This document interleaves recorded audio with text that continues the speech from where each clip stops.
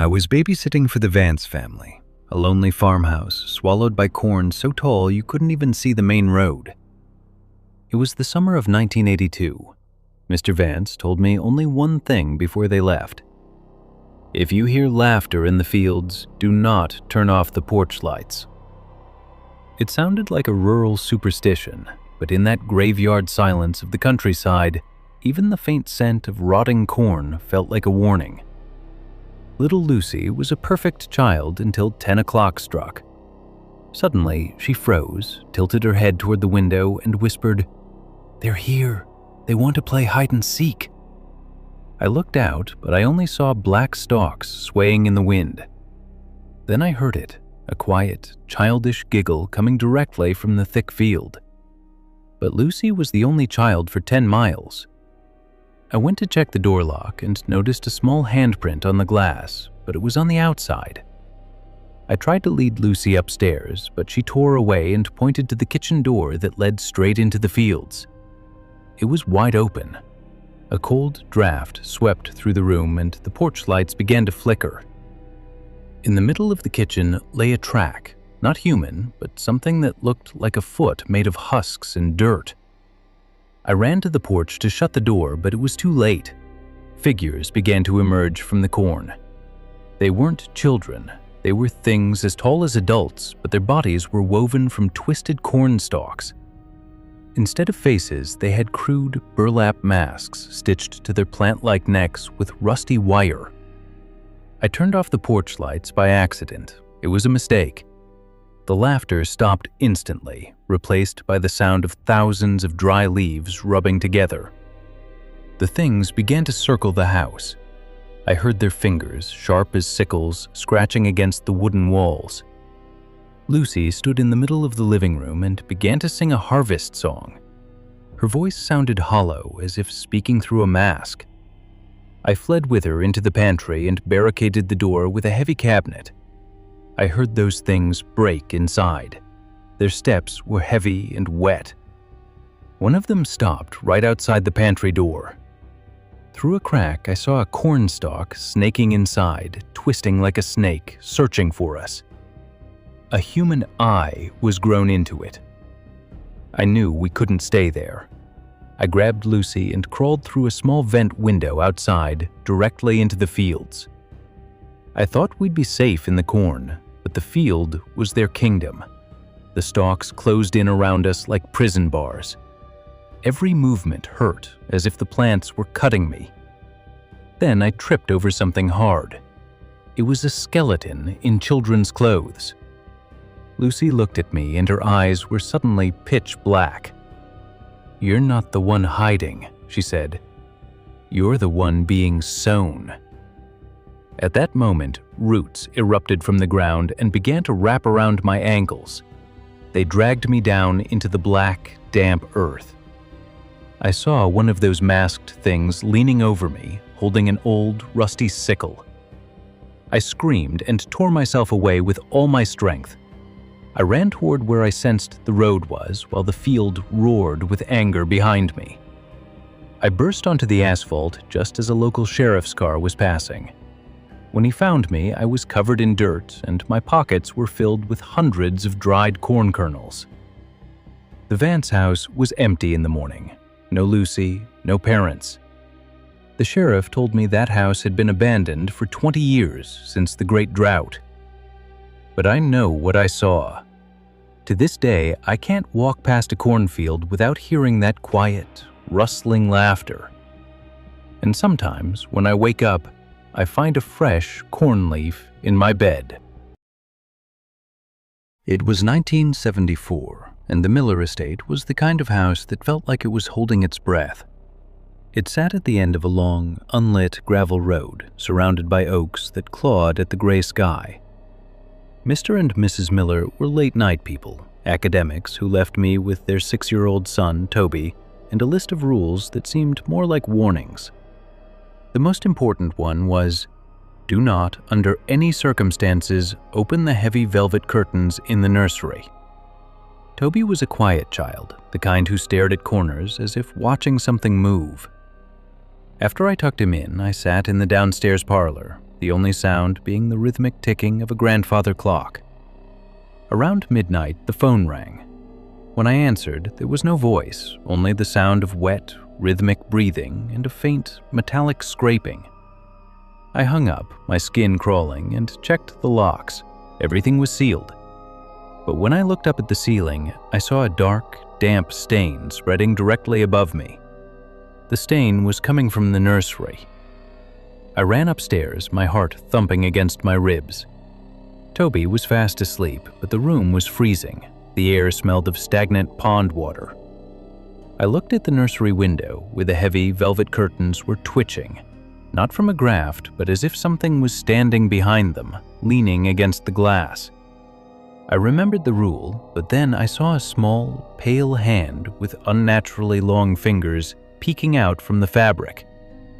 I grabbed Toby and backed toward the door, but the wardrobe in the corner creaked open. It wasn't empty.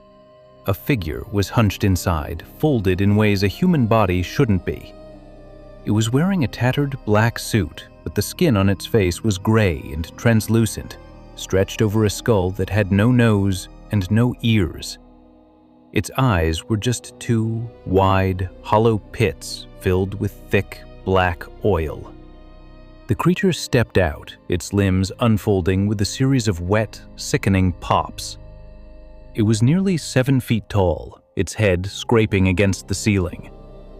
It didn't scream. It began to whistle, a low, distorted version of the lullaby I had sung to Toby earlier. I realized the breathing I heard on the phone hadn't been a prank.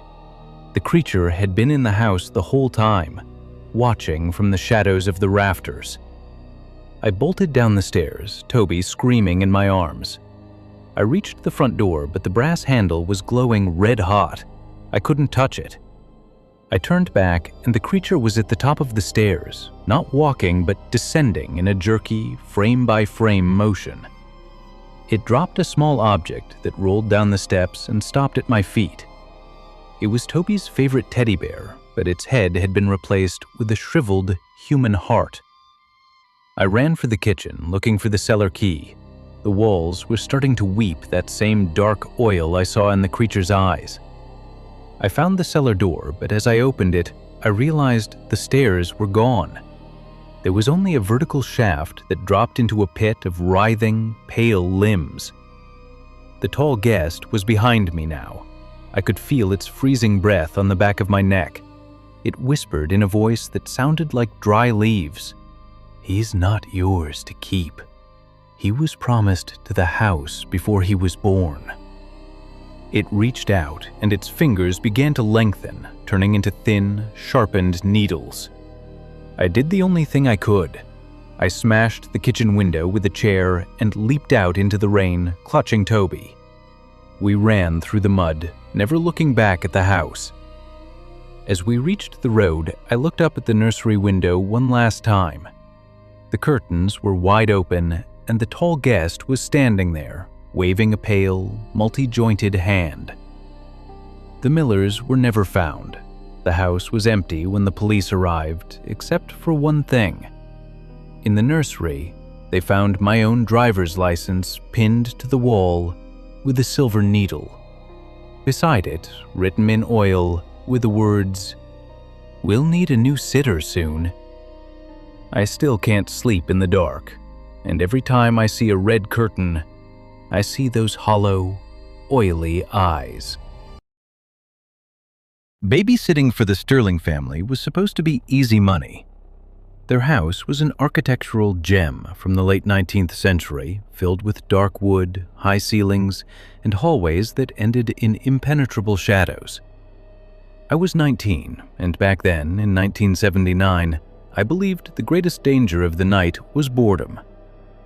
The Sterlings went to the opera and left me with 5-year-old Emily in a house that smelled of beeswax and something old, reminiscent of dried funeral flowers. Emily was a quiet child. All evening she drew in the living room, but her pictures were strange. She didn't draw houses or suns. She drew faceless figures sitting at a large black object.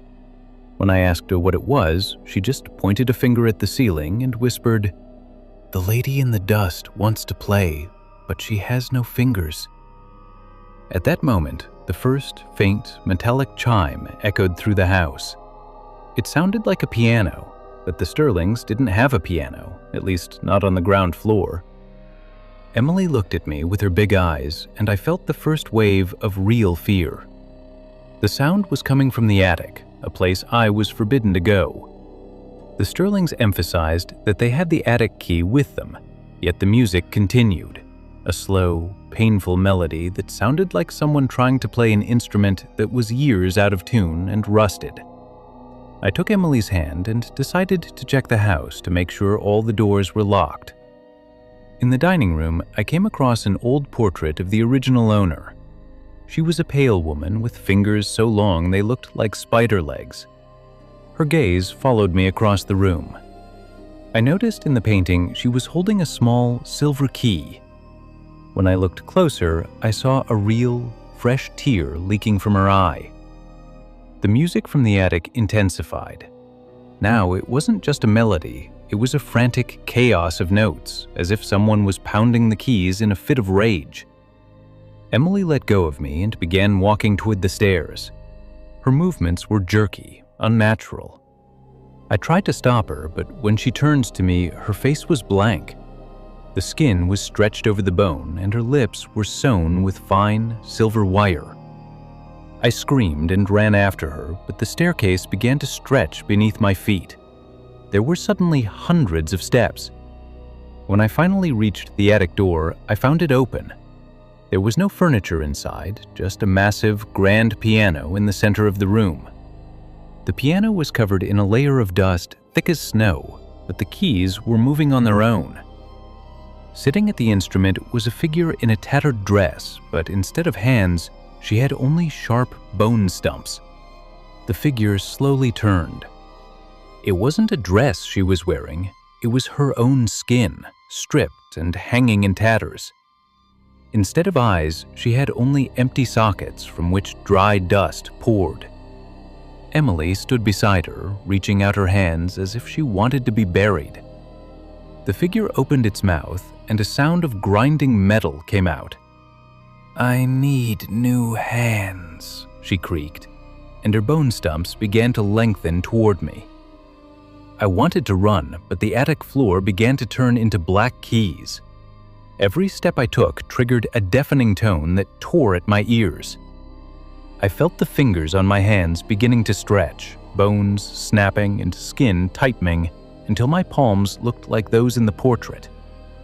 The figure at the piano began to laugh, a sound like thousands of snapping strings.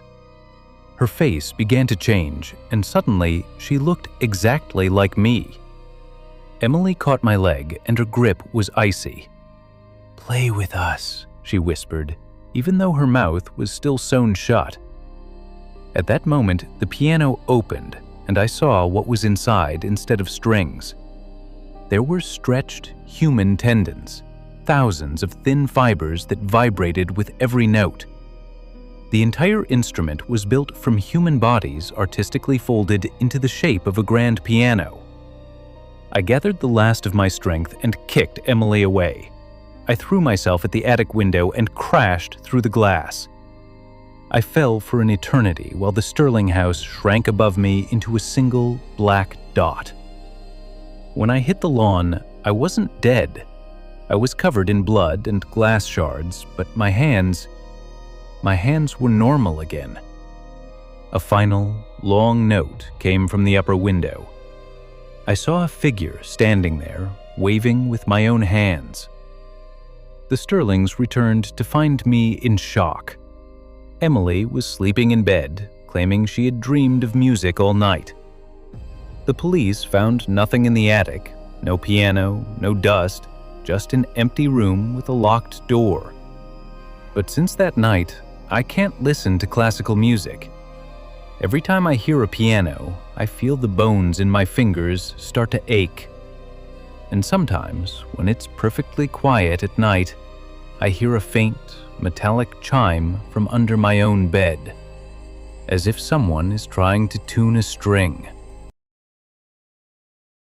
I live in a place where the horizon is nothing but corn and dead grass. It's the kind of silence that has a weight to it, a pressure that pushes against your eardrums until you start hearing things just to fill the void. My house is an old farmhouse, 3 miles from the nearest neighbor. I've always liked the isolation, but 3 weeks ago, the isolation started feeling like a trap. It started on a Tuesday, right as the sun was dipping below the stalks, turning the world that bruised purple color of a fading sunset. I was out on the porch smoking a cigarette when I saw him. A man was standing about 50 yards out in the field. He wasn't moving, he was just a thin, dark silhouette against the orange sky. He looked too tall, his arms hanging a bit too low past his knees. I waved, thinking it was old Miller from down the road, but there was no response. He just stood there, facing my house. I went inside and locked the door. I told myself it was just a drifter or a hunter, but when I checked the window an hour later, he was closer, 20 yards. He was standing perfectly still in the middle of my gravel driveway. I turned on the porch light, and my heart nearly stopped. He wasn't wearing a coat, despite the biting October wind. He was wearing a tattered, filth-streaked suit that looked decades old. His skin was the color of wet parchment, stretched tight over a skull that seemed too large for his neck. But it was his face that ruined me. He had no eyes, just smooth, pale skin where the sockets should have been. Yet I knew with every fiber of my being that he was staring at me. I spent the night in the kitchen with a butcher knife in my hand. Every time the house creaked, I jumped. Around 3 a.m., the scratching started.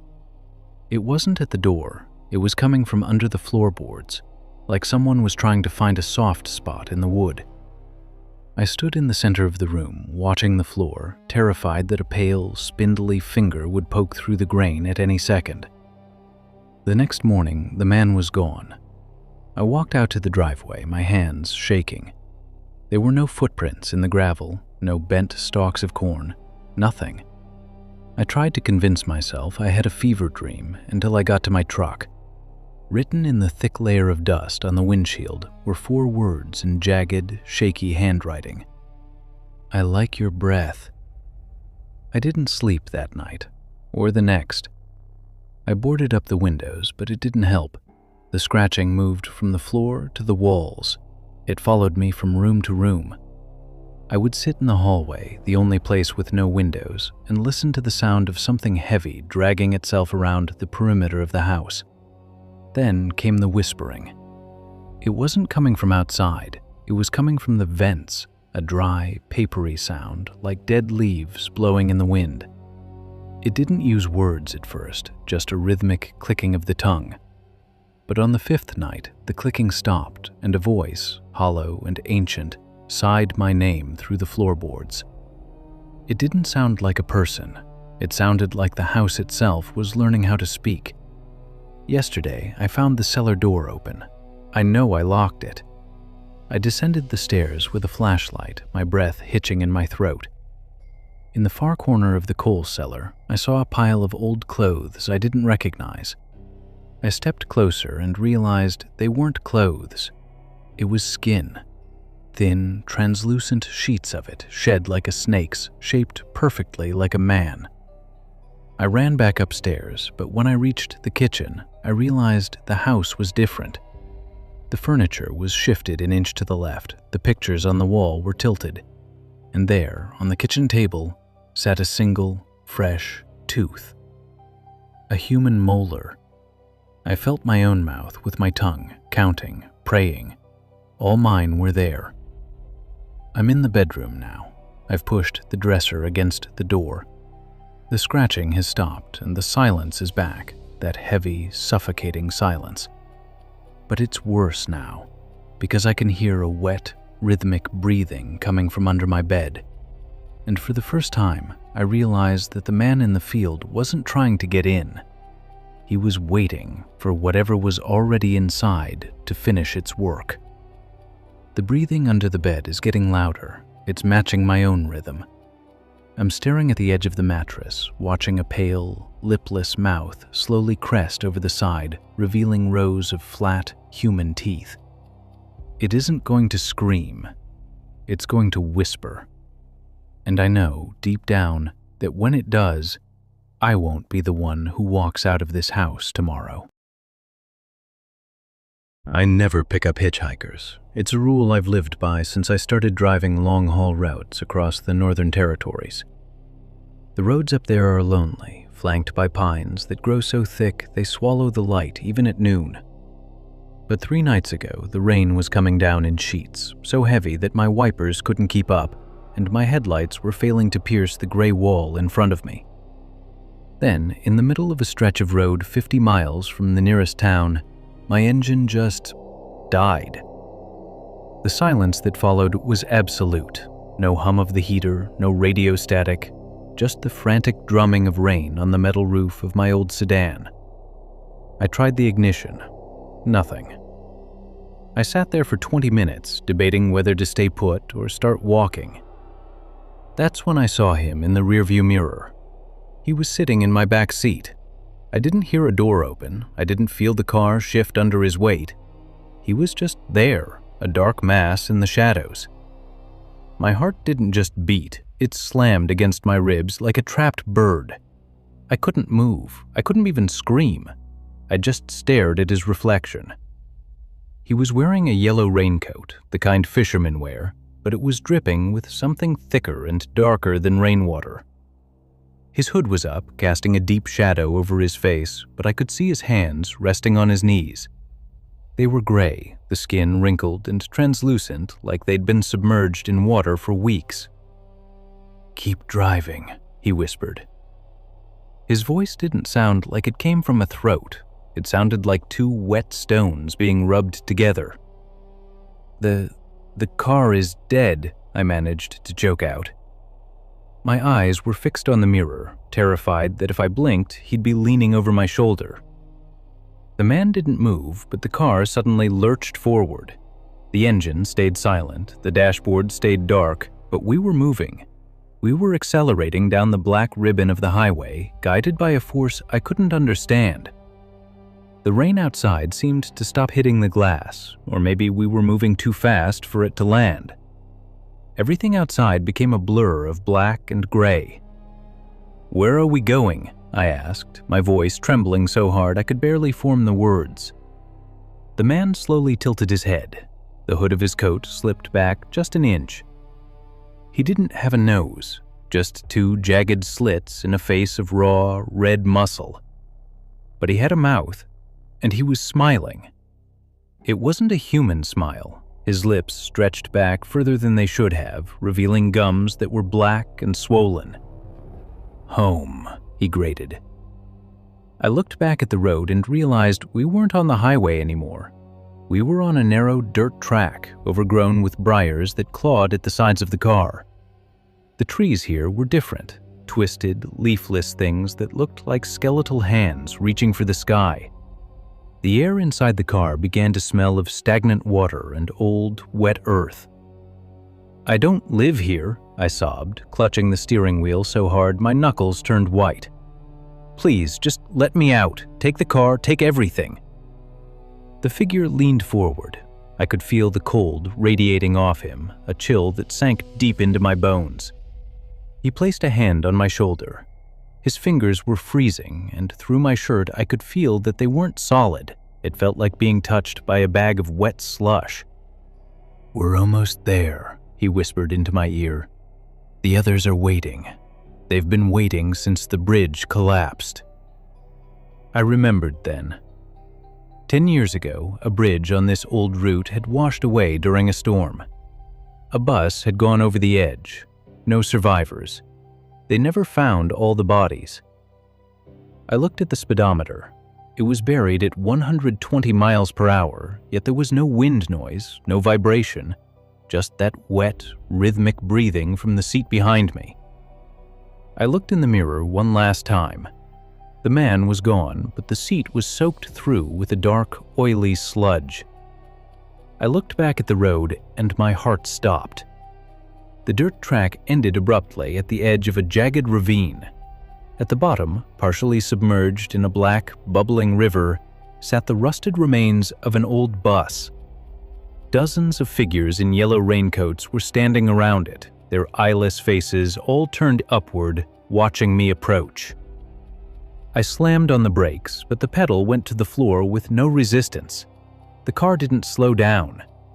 As we soared over the edge into the darkness, the last thing I heard wasn't the sound of the crash. It was a chorus of wet, clicking voices from the back seat, all whispering my name in unison. I woke up an hour ago. I'm standing on the bank of that river. I can see my car, smashed and twisted among the rocks. I can see myself, still strapped into the driver's seat, my eyes wide and vacant.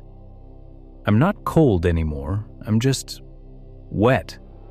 And as I look down at my hands, I see the skin turning gray and translucent. Someone is coming down the road above. I can hear the rhythmic swish thump of their wipers. I think I'll go stand in the middle of the road. I think I'll wait for them to stop. After all, it's a long walk home, and I have such a beautiful smile to share.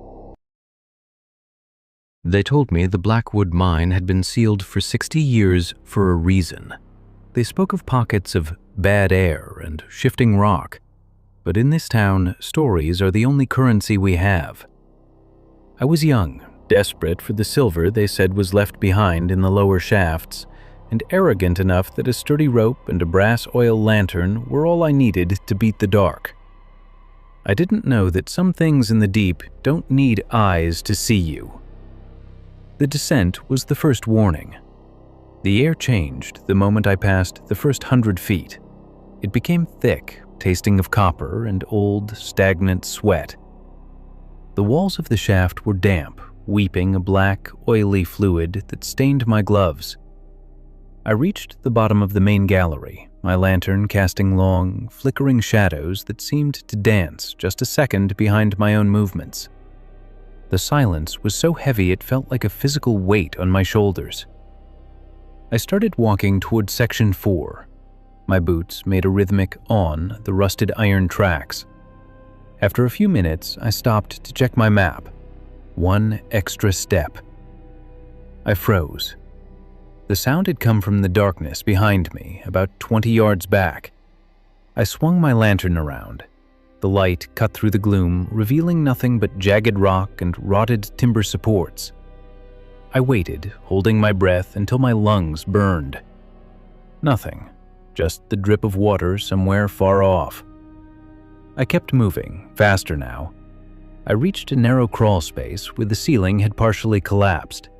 I had to get on my hands and knees, pushing my lantern ahead of me. The space was so tight I could feel the cold stone pressing against my spine. Halfway through, I heard it again. But it wasn't a footstep this time. It was a breath, a long, wet wheeze, like a man breathing through a throat full of gravel. It was coming from the crevice directly above my head. I scrambled out of the crawl space, my heart hammering a frantic rhythm against my ribs. I scrambled into a large, vaulted chamber, an old ore pocket. I held the lantern high, and that's when I saw the piles. They weren't ore. They were bones. Thousands of them. Not just animal bones, but human rib cages, femurs, and skulls, all gnawed clean and piled neatly into mounds like some kind of sick tribute. And in the center of the room sat a man. He was sitting on a rusted ore cart, his back to me. He was hunched over, his spine protruding through his skin like a row of jagged teeth. He was naked, his flesh a sickly, translucent white, the color of a fish belly. He was holding something, a heavy iron sledgehammer, and he was methodically tapping it against the stone floor. "Hello?" I whispered, the word dying in my throat. The tapping stopped. The man didn't turn around. Instead, his neck began to extend. It stretched upward, the vertebrae popping and cracking like dry kindling, until his head was nearly touching the ceiling. He slowly rotated his skull 180 degrees to look at me. He had no nose, no ears, just two huge, milky white eyes that took up half his face, and a mouth that was stitched shut with rusty wire. I didn't wait. I turned and bolted back toward the crawl space, but as I ran, the walls of the mine began to vibrate. I thought that was my heart was actually the sound of hundreds of those iron hammers hitting the walls from every direction. The mine wasn't empty. The bad air the old-timers talked about wasn't gas, it was the breath of the things that lived down here. I reached the rope at the main shaft and started climbing like a madman. My hands bled as I gripped the rough hemp. Below me, I could see the glow of my dropped lantern. In its dying light, I saw them. Dozens of those pale, long-necked things were emerging from the side tunnels. They didn't climb like humans. They skittered up the vertical walls like starving spiders, their wire-stitched mouths twitching. I reached the surface just as the sun was rising. I collapsed onto the grass, sobbing, gasping for the sweet, cold air. I looked down at my legs, expecting to see them covered in dirt. Instead, I saw a mark. Wrapped around my ankle was a handprint, burnt into my skin like a brand. It's been 3 nights since I escaped. I've moved to the city, 300 miles away from the Blackwood mine. I live on the 10th floor of a concrete apartment building, but last night I heard it. A faint, rhythmic tapping coming from inside my bedroom wall. I turned off the lights and looked at the floor. In the moonlight, I saw a single, rusted iron wire lying on my rug. And then, from the darkness of the closet, I heard a sound that made my soul wither. It was the sound of a stitch popping, one by one. And then my own voice, coming from the dark, whispered, "You left your silver behind." My neighborhood in North Carolina is the definition of safe. Gated community, manicured lawns, and neighbors who notice if your trash cans are out 10 minutes too long. That's why I didn't think much of it when I saw the clown for the first time. It was a Saturday afternoon in July, and Mrs. Gable across the street was having a birthday party for her 6-year-old. The clown was standing at the edge of her property, near the woods. He was classic, red nose, big floppy shoes, and a polka dot suit that looked a bit too vibrant under the harsh sun. He wasn't doing tricks, he was just standing there holding a single bunch of daisies. I figured he was waiting for his cue. But when I looked out again 2 hours later, the party had moved inside. The bouncy house was deflated, and the clown was still there. Only now, he was facing my house. I closed the curtains. "Creepy," I muttered to my dog, Buster. Buster didn't bark. He just stared at the window, his hackles raised. That night, around 2 a.m., I was woken up by a sound. It wasn't a bang or a crash. It was a squeak, the rhythmic, rubbery sound of something rubbing against glass. I crept to the living room window and pulled back the blind just an inch. He was there. He was standing on my porch, inches from the glass. He wasn't wearing the polka dot suit anymore. He was wearing black coveralls, but the head was the same, the oversized plastic clown mask with the permanent, frozen grin and the tufts of orange hair. He was holding a balloon animal, a dog, and he was slowly rubbing it against my window. I grabbed my phone to call 911, but as soon as the screen lit up my face, he stopped. He didn't run. He just pointed at the balloon dog, then pointed at Buster, who was whimpering in the corner. Then he turned and walked calmly into the darkness of the woods. The police arrived, searched the perimeter, and found nothing but a few tufts of orange synthetic hair caught on my rose bushes. "Probably a prank, Mr. Henderson," the officer said, stifling a yawn. "Kids these days love the killer clown trend." I wanted to believe him, but the next morning I found a gift on my doorstep. It was a small cardboard box wrapped in bright primary colored paper. Inside was a Polaroid photo. It was a shot of me sleeping in my bed, taken from the perspective of my open closet door. On the back, written in colorful crayon, were the words, "You forgot to hide the key." I went into a panic. I changed the locks, installed the security system, and kept Buster inside. For 3 days, nothing happened. I started to breathe again. On the 4th night, I was watching TV when a notification popped up on my phone from my new doorbell camera. Motion detected at front door. I opened the app. The clown was there. He was sitting on my porch chair holding a bowl of popcorn. He looked directly into the camera and waved. Then he reached into his pocket and pulled out a remote control. He pressed a button and my living room lights, the ones I was sitting under, began to flicker. He had tapped into my smart home system. "Get out!" I screamed at the door, grabbing my baseball bat. Suddenly, the TV screen changed. It wasn't the movie I was watching anymore. It was a live feed of my own backyard.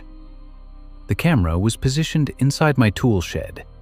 I watched in horror as the clown, a second one identical to the first, emerged from a hole he had dug under the shed floor. He was carrying a long, serrated knife. The clown on the porch started laughing. I could hear it through the door, a high, wheezing sound like a leaking tire. I didn't wait. I grabbed Buster, ran to the garage, and dove into my car. I hit the garage door opener, but nothing happened. He had cut the power. I had to manually pull the release cord, my hands shaking so hard I could barely grip the plastic handle. As the garage door creaked upward, I saw them. Not 2, 4.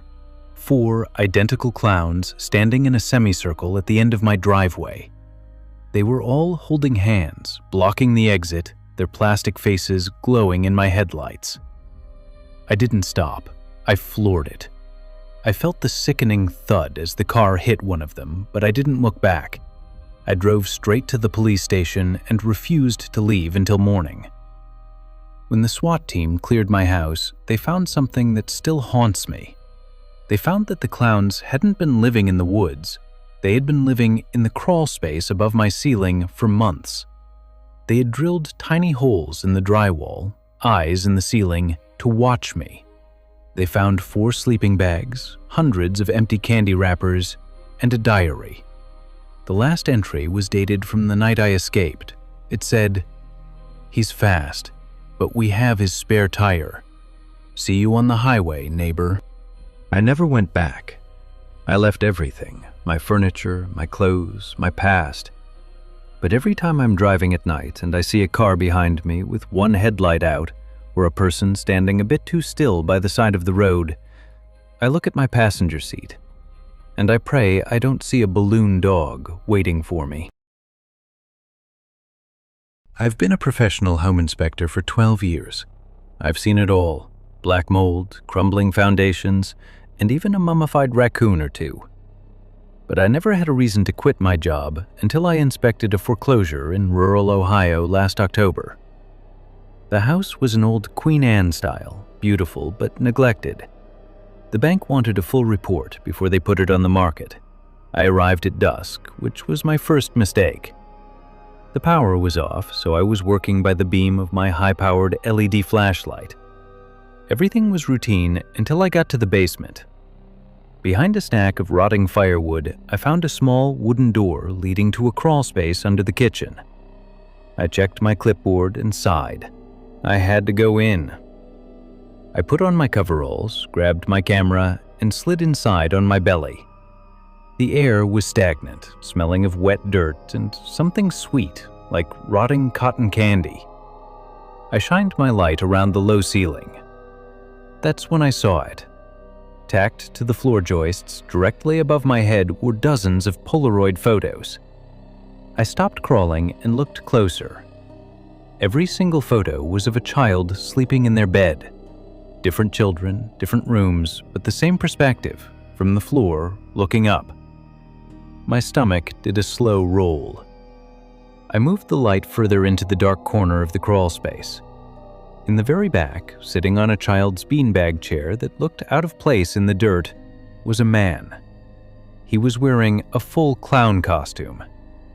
It wasn't a clean, bright circus outfit.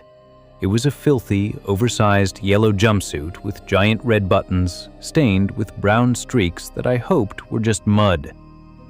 He had a mop of neon blue hair that was matted and gray with dust. His face was painted white, but the grease paint had cracked and peeled, making his skin look like it was rotting away. He didn't move. He just sat there, clutching a small, rusted music box. "Sir?" I stammered, my heart thudding against the dirt floor. I'm with the bank. You shouldn't be here." The clown slowly tilted his head. He didn't speak. Instead, he began to turn the handle on the music box. A tinny, distorted version of Pop Goes the Weasel began to play. I started to back out, scuffling on my stomach as fast as I could. "I'm leaving now. I'm calling the police." The clown's mouth opened into a wide, jagged smile. He didn't have teeth, just blackened stumps. He reached into his oversized pockets and pulled out a handful of colorful balloons. With terrifying speed, he began to blow one up. He tied the balloon, a bright, blood-red one, and let it go. In the cramped crawl space, it didn't float up. It drifted toward me, hovering inches above the dirt. Then he spoke. His voice was a wet, guttural rasp that sounded like it hadn't been used in years. "Do you want to see the trick, Inspector?" He stood up, or rather, he unfolded himself. He was impossibly tall for the space, his spine curved like a question mark as he began to crawl toward me on all fours, moving with the agility of a spider. I scrambled out of the crawl space, my heart ready to explode. I burst into the basement, but as I ran for the stairs, I heard a pop. The red balloon had followed me out. I reached the kitchen and fumbled for the back door. It was locked. I looked through the glass and my blood turned to ice. Standing on the porch, staring back at me, was another one. Same yellow suit, but with green hair. He was holding a sign that read, "Reinspection denied." I didn't think. I grabbed a heavy cast-iron skillet from the counter and smashed the kitchen window. I dove through the glass, ignoring the shards cutting into my arms. I ran for my truck, the sounds of wet, heavy footsteps chasing me across the gravel. As I sped away, I looked in the rearview mirror. 3 of them were standing in the middle of the road, bathed in my red taillights. They weren't running anymore. They were just waving, slowly, in perfect unison. The police found the house empty an hour later. No photos, no beanbag, no music box. But on the center of the kitchen floor, they found a single red balloon. Inside the balloon was a small piece of paper with my home address written on it. I sold my house the next week and moved 2 states away. I don't do home inspections anymore. I work in a bright, modern office with no crawl spaces and no basements. But sometimes, when it's late and the building is empty, I hear a faint, tinny melody coming from the air vents. I used to be a urban explorer. I had a YouTube channel with a decent following where I'd break into abandoned malls, hospitals, and factories. But after what happened at Jolly's World in Georgia, I deleted my channel and threw my camera into a river. Jolly's World was a roadside carnival that went bankrupt in the late 90s after a series of mechanical accidents. Most of the rides were hauled away, but the star attraction, the Jolly Palace, was too massive to move. It was a 3-story funhouse shaped like a giant, laughing clown's head. You entered through the mouth. I arrived at 1 a.m. with my gear. The air was thick with the smell of rusted iron and stagnant swamp water. I climbed through a gap in the perimeter fence and made my way toward the palace.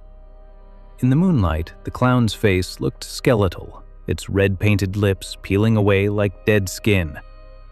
I stepped through the mouth. My flashlight beam cut through the darkness, illuminating walls covered in distorted mirrors. Everywhere I looked, I saw 1,000 stretched, twisted versions of myself. I was about halfway through the Hall of Tilting Floors when I heard it, a faint, rhythmic sound. It sounded like someone was walking in oversized, air-filled shoes. I stopped. The sound stopped. I turned my camera toward the dark corner behind me. "Is someone there?" I whispered. A giggle echoed through the vents. It didn't sound like a child. It sounded like an old man trying to imitate a child. I decided I'd seen enough. I turned to head back to the entrance, but as I moved, the floor beneath me shifted. A hidden trapdoor dropped, and I slid down a wooden chute, landing hard in the ball pit. But the balls weren't plastic. They were old, withered oranges, thousands of them, rotting and soft. I scrambled to my feet, gagging at the smell. Above me, on a metal catwalk, a figure appeared. It was a clown, but he wasn't wearing a costume. He had sewn pieces of different costumes directly to his skin. Red pom-poms were stitched into his chest. A rough collar was stapled to his neck. His face wasn't painted.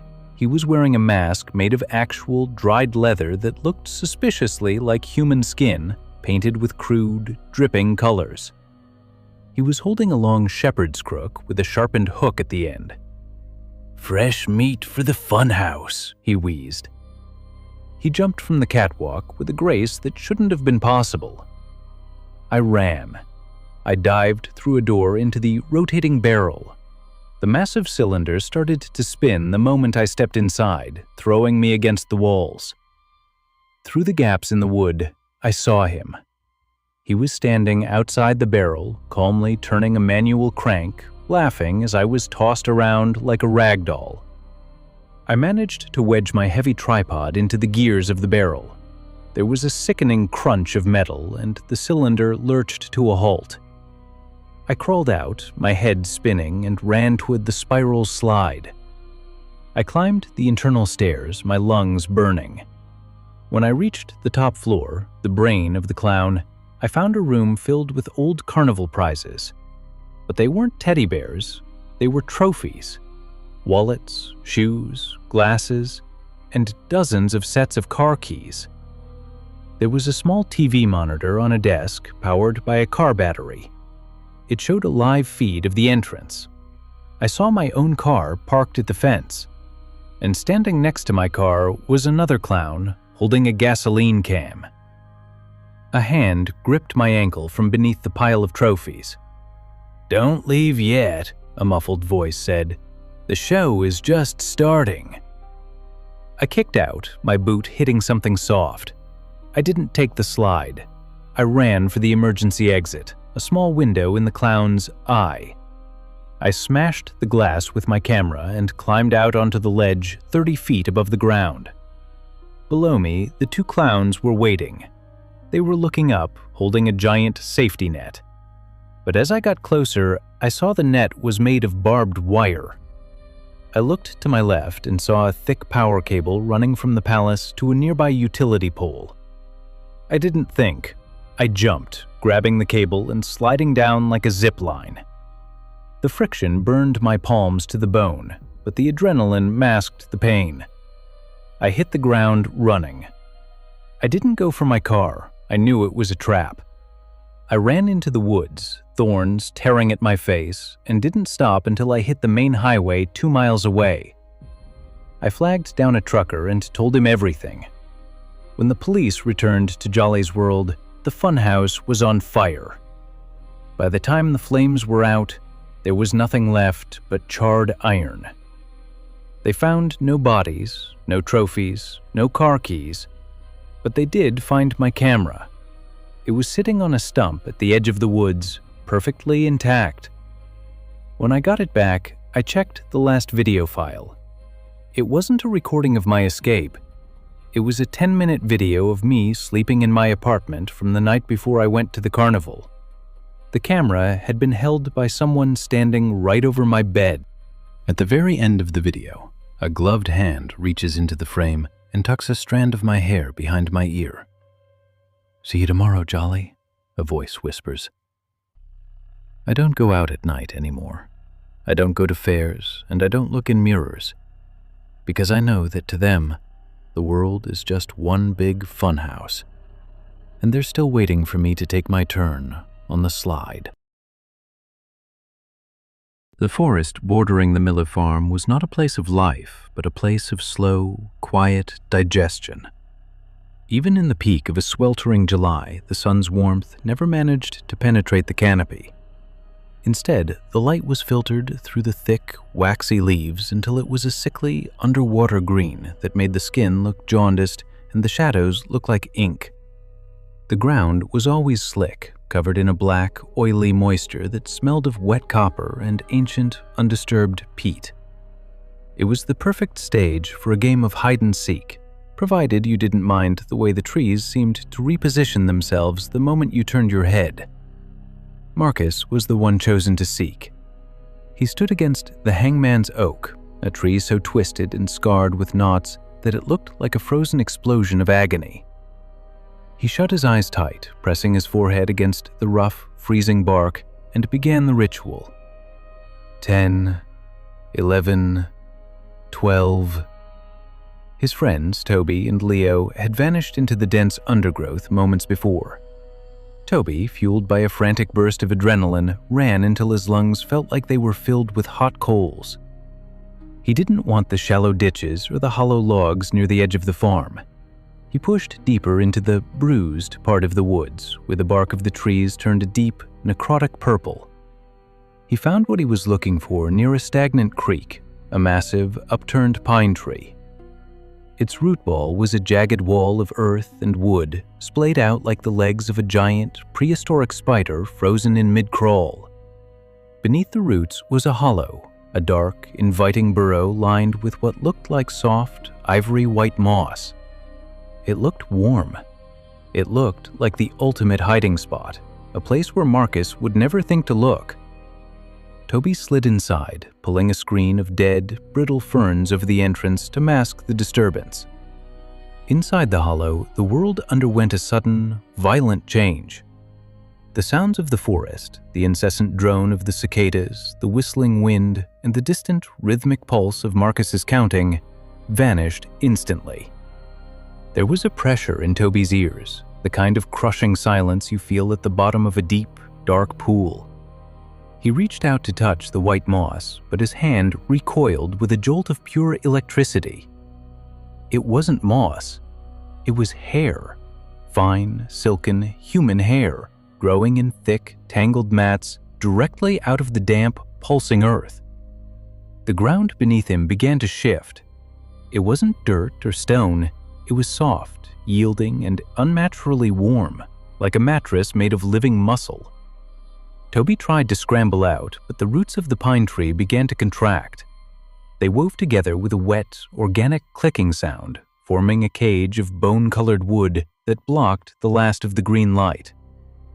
"Toby?" a voice called from the absolute darkness of the burrow. It sounded like Leo, but the cadence was wrong. The vowels were too long, the consonants too sharp, as if the words were being practiced by something that didn't possess a human tongue. "Leo, help! I'm stuck!" Toby cried out, his voice sounding thin and metallic in the small space. "It's okay, Toby," the voice replied. A hand reached out from the darkness where the hair grew thickest. It was pale, with fingers that possessed an extra joint, moving with a mechanical, clicking precision. The earth is just hungry. It hasn't had a hider in a long time. If you stay very still, the integration doesn't hurt. You just become part of the root system. You become the nourishment. Toby watched in silent horror as his own legs began to lose their color, his skin thickening and sprouting fine, white hairs that immediately began to thread themselves into the ground like surgical sutures. He looked toward the entrance, but the ferns were gone. There was only a wall of solid, pulsing wood that felt like a rib cage. Outside, back at the hangman's oak, Marcus reached his final count. He turned around, expecting to hear the rustle of leaves or the sound of a suppressed giggle. But the forest was gone. In its place was a flat, gray plain of stone stretching to the horizon under a black, starless sky. No trees remained except for a single, massive pine made of bleached, calcified bone, its roots reaching deep into the rock like petrified veins. Marcus walked toward the tree, the only landmark in this dead world. He heard a muffled, collective sound beneath the roots, a sound of 1,000 synchronized breaths. He knelt down and pulled back a flap of leathery skin near the base of the trunk.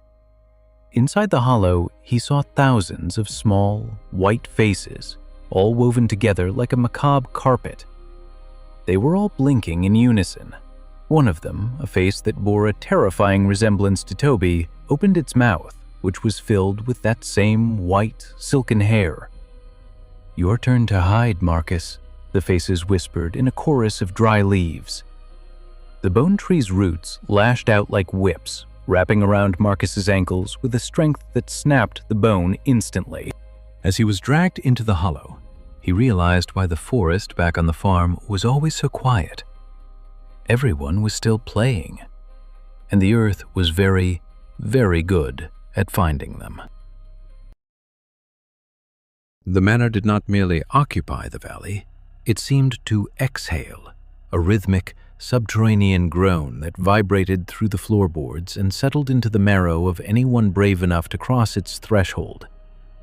It was a sprawling Victorian monstrosity of weeping wood and stained glass that looked like bruised eyes staring into the perpetual Oregon mist. Inside, the air was a stagnant soup of ozone, heated dust, and the cloying, sweet scent of rotting peaches, a smell that had no business existing in a house that had been sealed for 40 years. For Silas, the house was a labyrinth of opportunities. He was 10, possessed by a restless energy that the rain-drenched afternoon had only intensified. His sister, Clara, was older, more cynical, but even she couldn't resist the draw of a game. They decided on hide-and-seek, but not the version played in sunny suburban backyards. This was Sterling Manor hide-and-seek, where the shadows were deep enough to drown in. Clara stood in the grand foyer, her face pressed against a moth-eaten tapestry that depicted a hunt where the hounds had no eyes. Her voice was a steady, hollow pulse as she began to count. Silas didn't want the usual spots, the velvet-draped wardrobes or the dusty voids under the guest beds. He wanted the place his father had mentioned in hushed, drunken warnings, the maintenance corridor hidden behind the library's east wall.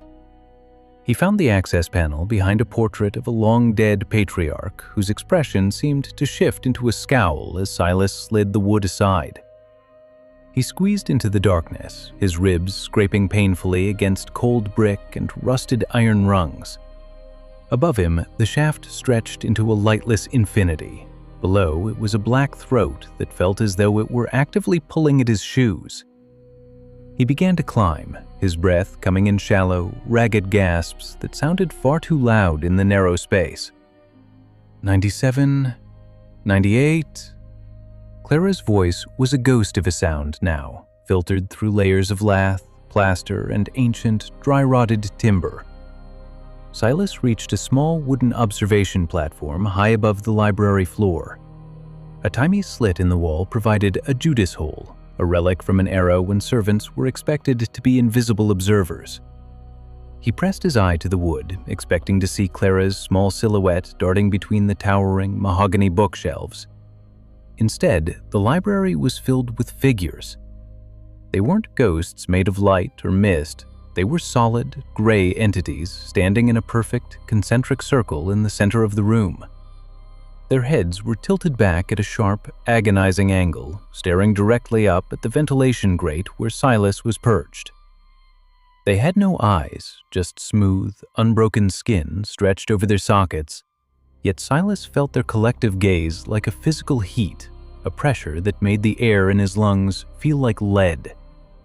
He tried to back away, but as he reached down with his foot, it met nothing but empty air.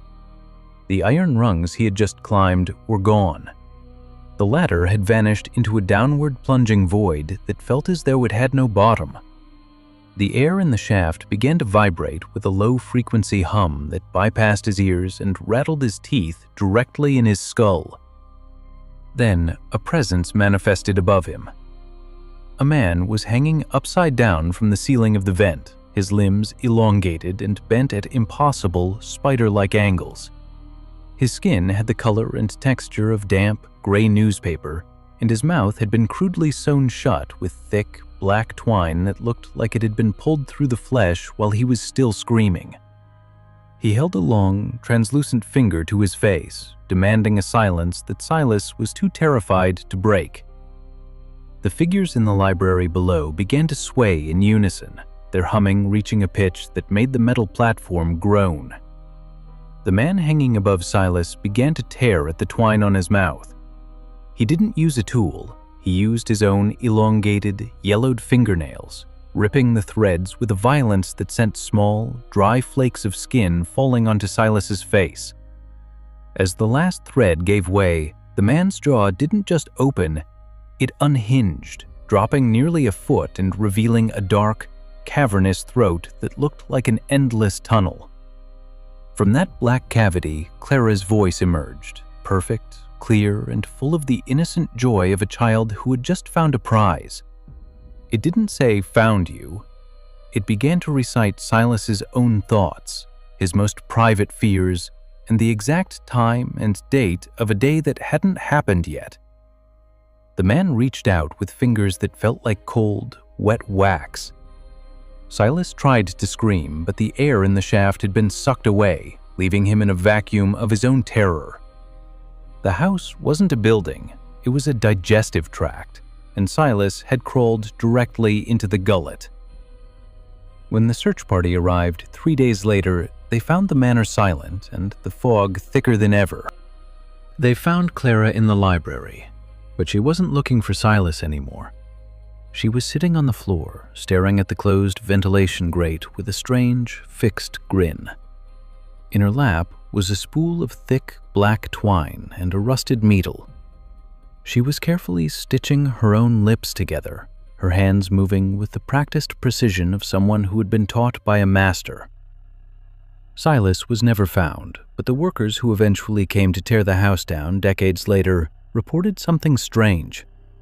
They said that even after the walls were gone and the foundation was cracked, you could still hear a child's voice counting. But it didn't count to 100. It just kept going, into the thousands, as if the game was never meant to end. The attic of the Blackwood Gallery was not a place for the living. It was a graveyard for discarded perspectives. It was a sprawling forest of silver and glass filled with hundreds of mirrors from every conceivable era, gilded Baroque frames that looked like frozen golden flames, sleek Art Deco circles that resembled cold, unblinking eyes, and cracked, handheld vanities that had witnessed the slow decay of 1,000 faces. The air up there was different from the rest of the building. It was thin, metallic, and tasted of old mercury and silver nitrate. When the gala downstairs became too loud, the music turning into a dull, thumping headache, Julian and Chloe slipped away. They were young, fueled by a reckless combination of vintage champagne and the arrogant belief that they were the only two people in the world who truly mattered. They sought the quiet of the upper floors, but the attic offered something more, a playground for their vanity. "Hide and seek," Chloe whispered, her eyes bright and dilated in the dim, amber light filtering through the dust-covered skylights. "If I win, you have to buy that emerald necklace we saw in the window on Bond Street. If you win, well, you won't." Julian leaned against a stack of crates filled with unsold sculptures and began to count. He didn't use the standard pace. He slowed it down, savoring the anticipation. Chloe vanished into the labyrinth of glass. She moved with a feline grace, her silk dress rustling like a secret as she navigated the narrow paths between the towering frames. She found what she was looking for in the far corner of the attic, where the ceiling sloped down into a sharp angle. 7 tall, antique mirrors had been arranged in a tight circle facing inward. It was a kaleidoscope of her own reflection, an infinite loop of her green dress, her pale skin, and the diamonds at her throat. She stepped into the center of the circle, fascinated by the way her image repeated into a dark, shimmering infinity. But as she stood there, admiring the endless versions of herself, she realized that the seventh mirror, the oldest one with a frame of tarnished, blackened silver, was not behaving correctly. The mirror Chloe, in that specific frame, was not smiling. While the other 6 reflections mimicked her curiosity, the 7th was standing perfectly still. Her hands were pressed flat against the glass from the other side, her knuckles white with the force of the grip. Behind her, in the world within the reflection, the attic was on fire. Black, oily smoke curled around her feet, and the crates were nothing but glowing embers. The mirror Chloe's eyes were filled with a desperate, silent plea, her lips moving in a frantic prayer that produced no sound. Chloe reached out to touch the glass, her heart skipping a beat.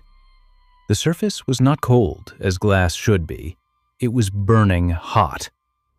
Suddenly, the mirror Chloe lunged forward. She didn't wait for the real Chloe to react. She reached through the silver, not as if it were glass, but as if it were a pool of liquid mercury. Her hands, scorched and blackened by the reflected fire, grabbed Chloe's wrists with a grip like molten iron.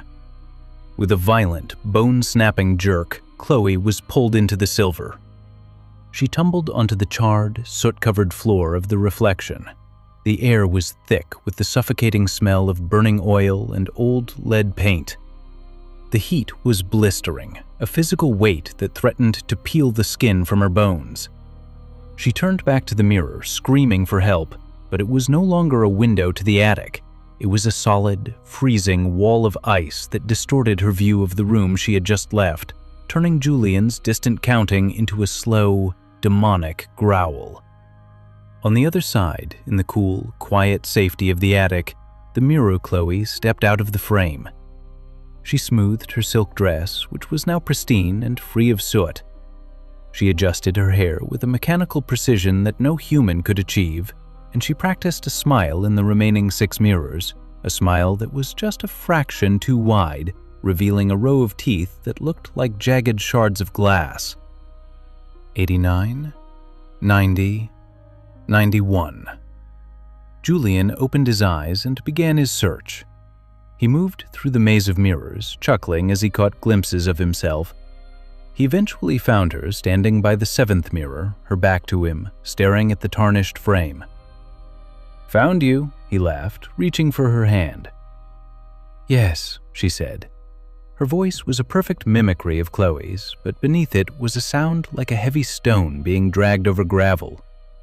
Her grip, when it closed around his, was sharp and cold as a diamond. "You found me." As they walked toward the stairs, leaving the forest of glass behind, Julian glanced back one last time. For a split second, a flicker of movement caught his eye. He saw the real Chloe behind the glass of the 7th mirror. She was screaming, her skin bubbling as the flames of the reflection finally caught her, her fingers melting as she clawed at the frozen surface of the ice glass. But when he blinked, the image was gone. There was only his own reflection, staring back with a jagged, predatory grin that didn't quite match his own. He didn't notice that his own image had started to move a second slower than he did, its hand reaching for a heavy, silver frame from within the glass. The game wasn't over. The mirrors were just preparing for the next seeker, and the gallery was always in need of new art. I took the job at the St. Jude's crematorium because I needed the silence. After years of working construction, my joints were shot and my ears were ringing from the constant scream of saws and jackhammers. The dead, I figured, were quiet. They didn't complain, they didn't rush you, and they certainly didn't make any noise. I was wrong about that. The dead make plenty of noise, you just have to be lonely enough to hear it. St. Jude's isn't one of those modern, clinical places with white tiles and soft music. It's an old Victorian brick monolith on the edge of the industrial district. The walls are stained with a century of soot, and the air always carries a faint, greasy sweetness that sticks to the back of your throat. My job was the night shift, the clearing shift. I was responsible for the final burns of the day and cleaning out the retorts for the morning. The retorts, the ovens, are massive iron beasts. They look like the boilers of a steamship, ancient and hungry. My first few weeks were uneventful. I'd slide the cardboard caskets onto the rollers, push them into the heat, and wait. The sound of the gas jets was a constant, low roar that filled the vacuum of the basement. But then, the weight started to change. Every body leaves behind a specific amount of remains. You get used to the weight of the urns. But on the third Tuesday of my second month, I processed a small woman, barely 90 pounds in life. When I went to sweep the cooling chamber, the ash was too heavy. It felt like lead. And as I gathered it, I heard a metallic clink. I reached into the gray dust with my gloved hand and pulled out a small, brass key. It wasn't a medical implant or a piece of jewelry left behind by mistake. It was pristine, cold to the touch, and etched with a symbol I didn't recognize, a circle with a vertical line through it. I put it on my workbench and finished the shift. The next night, I found another, a man, 6'4", heavy-set. Inside his remains, among the charred fragments of bone, was a silver thimble. It was upright, sitting perfectly in the center of the tray as if someone had placed it there after the fire had died down. But the oven had been locked. I was the only one with the key. I started to feel a heavy, oppressive presence in the basement. It wasn't a ghost, I don't believe in those. It felt more like the building itself was watching me, leaning in closer every time I turned my back on the ovens. The silence I had craved now felt like a predatory thing, waiting for me to stop moving so it could swallow me whole. I began to have trouble sleeping. When I closed my eyes, I didn't see the faces of the dead. I saw the objects, the key, the thimble. I felt an irrational urge to see where they came from. One night, around 2 a.m., I decided to do something I was strictly forbidden from doing. I looked through the viewing port during the peak of the cremation. The heat was a physical force, even through the thick glass. Inside, the casket had already burned away. The body was a glowing, blackened shape amidst the swirling orange vortex. But it wasn't lying flat. The torso was arched, the head tilted back at an angle that no human neck should sustain. And then I saw it. A small, dark shape was crawling out of the body's open mouth. It wasn't a bug or a rat. It looked like a tiny, withered hand, no bigger than a bird's claw. I backed away, tripping over a pile of empty urns. My heart was a frantic drum in my chest. I sat on the floor, gasping for air, telling myself it was a heat hallucination, a trick of the light and the shifting gases. But when the cycle ended and the chamber cooled, I found a third object. A small, porcelain doll's eye. It was blue, unblinking, and staring straight up at me from the ashes. I took the eye, the key, and the thimble and lined them up on my workbench. They looked like a collection of offerings. That was when the whispering started. It wasn't coming from the vents or the hallway. It was coming from the jars. The temporary containers, the plastic boxes we used to hold the ash before it was moved to permanent urns. We had a shelf of unclaimed remains, people with no family, no home. There were dozens of them, some sitting there for years. The sound was a dry, papery rustle, like thousands of dead moths beating their wings against glass. I walked over to the shelf, my hand trembling. I picked up a jar labeled Anonymous, 1994. The rustling inside grew violent. I shouldn't have opened it, I know that now, but the curiosity was a sickness. I unscrewed the lid, and instead of gray ash, a swarm of black, dried rose petals spilled out. They were dead, brittle, and covered in a fine, white powder that I knew was bone dust. Underneath the petals, at the bottom of the jar, was a photograph. It was a Polaroid of me. I was sitting at my workbench, my back to the camera, looking at the brass key I had found. The photo was dated Tuesday. Tuesday hadn't happened yet. I dropped the jar. The petals scattered across the floor like insects. I looked toward the retorts, and for the first time, I noticed that the roar of the gas jets had changed. It was no longer a mindless hum. It had a rhythm, a heavy, slow, rhythmic thudding that shook the very foundations of the building. Something was moving inside the ovens, something that hadn't been there when I started the shift. The vibration in the floor became so intense that the tools on my workbench began to dance. I slowly rotated my head. The doorway was empty, but the soot on the floor had been disturbed. There were no footprints, only a long, continuous drag mark, as if something heavy and soft had been pulled toward the furnaces. The mark led straight to retort number 4, the oldest unit in the building. It was supposed to be decommissioned, cold and dark, but the temperature gauge on its front was spinning wildly into the red. The smell changed then. The greasy sweetness was replaced by the scent of ozone and wet wool. I approached retort 4, my hand hovering over the iron handle. The roaring inside wasn't gas anymore. It sounded like 1,000 voices all trying to scream through a single, narrow pipe. I pulled the lever and swung the heavy door open. There was no fire inside. The chamber was filled with a thick, pulsating gray mist. It looked like ash, but it was alive, swirling in a slow vortex. In the center of the mist, suspended in the air, was a figure. It was made entirely of compressed bone fragments and charred teeth. It had no skin, only a cage of white ribs and a skull that seemed to be made of crushed porcelain.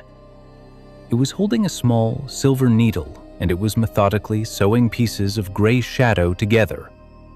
The creature turned its head toward me. Its eyes were the same blue porcelain doll eyes I had found in the ash earlier.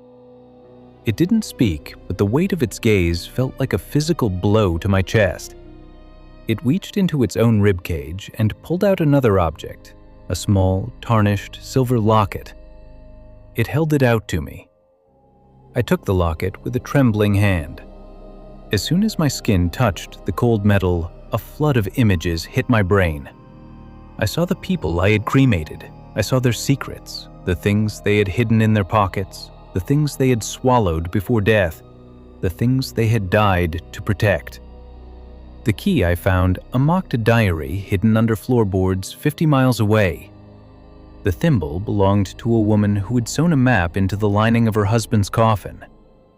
The crematorium wasn't just burning bodies, it was harvesting. The building was a filter, stripping away the flesh to find the heavy things, the guilt, the secrets, the weight that people try to take to the grave. "The ash must be pure," a voice whispered. It didn't come from the creature, it came from the walls. "Only the heavy things remain. You are the collector. You have been chosen to sift the truth from the dust." I looked at my workbench. The key, the thimble, the doll's eye, they weren't gifts. They were anchors. And then I looked at my own hands. My skin was turning gray, a fine layer of ash starting to settle in the creases of my knuckles.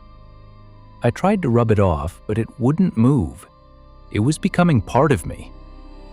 The figure in the furnace stepped out into the room. As its feet hit the floor, it made a heavy, metallic sound. It began to grow, absorbing the jars of unclaimed remains from the shelves. The plastic containers shattered, and the ash within flowed like water, wrapping around the bone creature until it was a towering mass of gray dust and white teeth. "Everything has a weight," the creature grated. Its voice was the sound of a grinding stone. "What is yours?" I realized then why I had taken the job. It wasn't because I wanted silence, it was because I had my own weight. a secret I had carried since I was a boy. I thought if I worked among the dead, I could burn it away. But the fire at St. Jude's doesn't destroy secrets, it reveals them. The creature reached for me, its long, ash-formed fingers brushing against my chest. I felt a sharp, searing pain. It wasn't fire, it was the feeling of my own heart being weighed. It pulled something out of my chest, a small, heavy lead slug. A bullet, one I had hidden in a box for 20 years, the one I had used to stop a man from screaming back in the city. The creature placed the bullet on the workbench next to the key and the thimble. "Now," it whispered, "you are light enough to burn." I looked toward retort 4. The mist was gone, replaced by a roaring, beautiful white flame. It didn't look hot. It looked clean. I walked toward it, my body feeling lighter than it ever had. I wasn't afraid. I was empty. The next morning, the day shift orderly arrived. He found the basement empty, no sign of the night shift worker. He checked the retorts, finding them all cold and clean, except for retort 4. Inside the cooling tray, he found a small pile of gray ash, perfectly measured. And in the center of the ash sat a single brass button from a construction jacket. He picked it up, turned it over in his hand, and placed it on the workbench. Then he sat down, picked up a broom, and waited for the first delivery of the day. I grew up in the Appalachian foothills, a place where the trees are so old they seem to remember the world before men. My grandfather used to say that the forest has a digestive system, that if you sit still long enough, the roots will start to feel for your ankles. I never believed him until the winter of my 24th year, when I was left alone to watch over our family's ancestral cabin during the harshest freeze in a century. The silence of a frozen forest is different from any other silence. It's heavy, brittle, and loud in its own way. On the third night, the temperature dropped so low that the sap inside the trees began to freeze and explode, sounding like distant gunshot fire echoing through the valley. I was sitting by the hearth, the only source of warmth in the cabin, when I heard a sound that didn't belong to the ice. It was a rhythmic tapping, light and persistent, coming from the heavy oak door. I approached the door, my hand gripping a rusted iron fire poker. There was no peephole, no window to look through.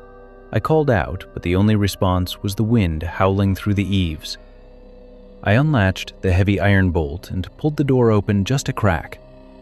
The porch was empty. There were no footprints in the fresh snow, which should have been impossible. But as I started to close the door, I looked down. Resting on the threshold was a small, perfectly carved wooden doll. It had no face, just a smooth surface of polished pine, and it was dressed in a scrap of stained red fabric. I took the doll inside, a decision I regretted the moment the latch clicked shut. As the wood warmed by the fire, it began to bleed. Not sap, but a dark, viscous liquid that smelled of old copper and stagnant water. I threw the doll into the flames, watching as it hissed and curled. That's when the whispering began. It wasn't coming from outside, it was coming from the crevices between the logs of the cabin walls. The voices were dry, papery, like dead leaves skittering across a floor. They weren't speaking a language I knew, but I understood their intent. They were counting. I stood in the center of the room, my breath hitting my throat as the counting grew louder, synchronized with a heavy thudding beneath the floorboards. I realized then that the cabin wasn't built on solid ground. It was built over a shallow, ancient limestone cavern. I grabbed my lantern and a crowbar, driven by a frantic need to see what was beneath me. I pried up a loose board near the kitchen larder. The space below was barely 3 feet deep, filled with the smell of wet earth and rotted vegetation. My lantern light revealed something that made my stomach turn. Thousands of the same faceless wooden dolls were packed into the dirt, all of them standing upright, their eyeless heads tilted toward the floorboards. I backed away, tripping over my own feet, but the floor felt different now. It was soft, yielding, like treading on moss-covered peat. The wood began to groan, and I watched in horror as a long, spindly finger made of gray, bark-like flesh poked through a knot in the timber. It wasn't trying to grab me, it was searching. Then another finger appeared, and another, until the floor was bristling with long, wooden digits. The counting stopped. The silence returned, but it was broken by a wet, tearing sound from the corner of the room. A figure began to pull itself out of the shadows behind the woodpile. It was tall, impossibly thin, its skin the color of a birch tree in winter. Its limbs were too long, its joints bending in ways that defied human anatomy. It had no eyes, only a wide, lipless mouth filled with rows of flat, human teeth. It didn't move toward me at first. It just stood there, its head twitching with a rhythmic, mechanical click. Then it spoke. It used my grandfather's voice, a perfect, gravelly imitation that made my skin crawl.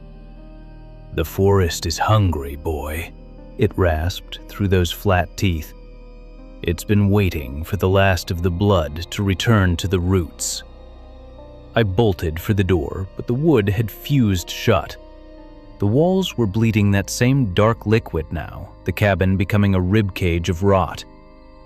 I turned back to the creature, and I saw that it was holding the red fabric from the doll I had burned. It pressed the scrap to its faceless head, and as it did, a face began to form beneath the skin. My own face, screaming in silent agony. I realized the dolls weren't just carvings. They were vessels for the stolen souls. I don't remember how I got out. They found me 2 days later, miles away, wandering the frozen ridgeline with my hands black from frostbite. The cabin was gone, not burned, not collapsed, just gone. There was only a rectangular patch of bare, black earth where it had stood. I live in the city now, far from the pines. But every time I walk on a wooden floor, I feel a faint, rhythmic tapping from below. And sometimes, when I look in the mirror, I see a small, vertical line forming in the center of my forehead, like the grain of a tree. The Copperhead mine had been closed since the Great Collapse of 1872, but the stories of the silver vein never died. They said it wasn't metal at all, but something that grew like a vine through the rock. I was desperate, my pockets empty, and my winter stores lower than they'd ever been. I broke the rusted chains on the main shaft with a sledgehammer, carrying only a brass oil lantern and a pickaxe. The air inside was stagnant, smelling of wet slate and something sharp like ozone. As I descended deeper, the wooden supports groaned under the weight of the mountain above. I reached the third level, nearly 600 feet down, when my lantern light caught a glimmer. It wasn't the dull gray of lead or the sparkle of quartz. It was a liquid, pulsing silver that seemed to be breathing inside the stone. I struck the wall with my pickaxe. The rock didn't shatter, it bled. A thick, metallic fluid oozed from the wound, and a sound like a low, harmonic chime echoed through the tunnel. I reached out to touch it, and the silver jumped to my skin, cold as ice. It didn't just sit on my hand.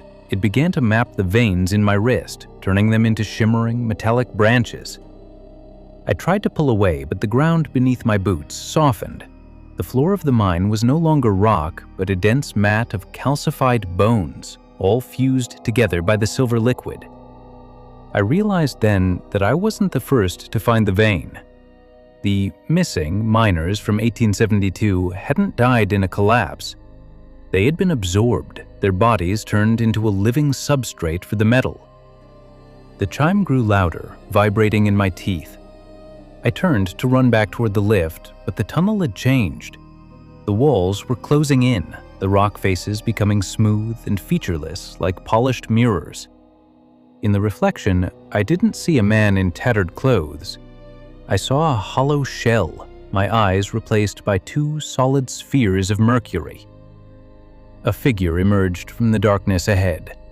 It moved with a liquid grace, its body a shifting mass of silver needles and pale, stretched skin. It had the face of the foreman who had disappeared 50 years ago, but his mouth was a jagged tear that leaked the same metallic fluid. He didn't walk, he flowed across the ceiling like mercury on a tilted plate.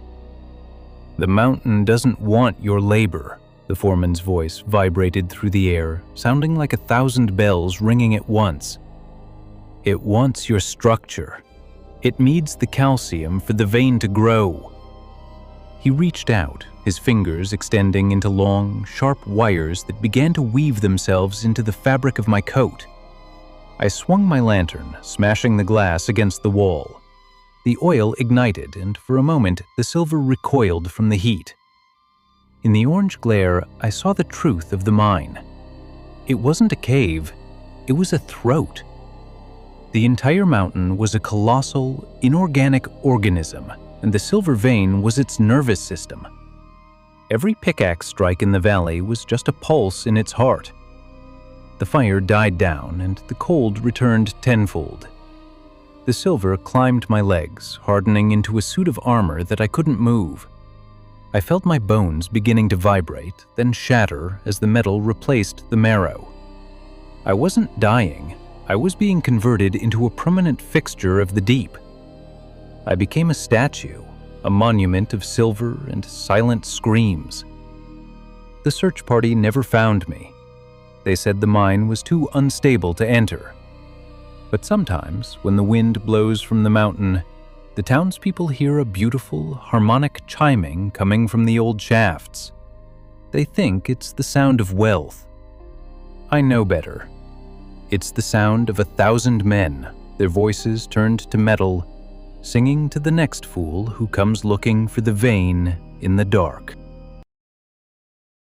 The Black Rock Lighthouse was never meant to be manned by a single soul.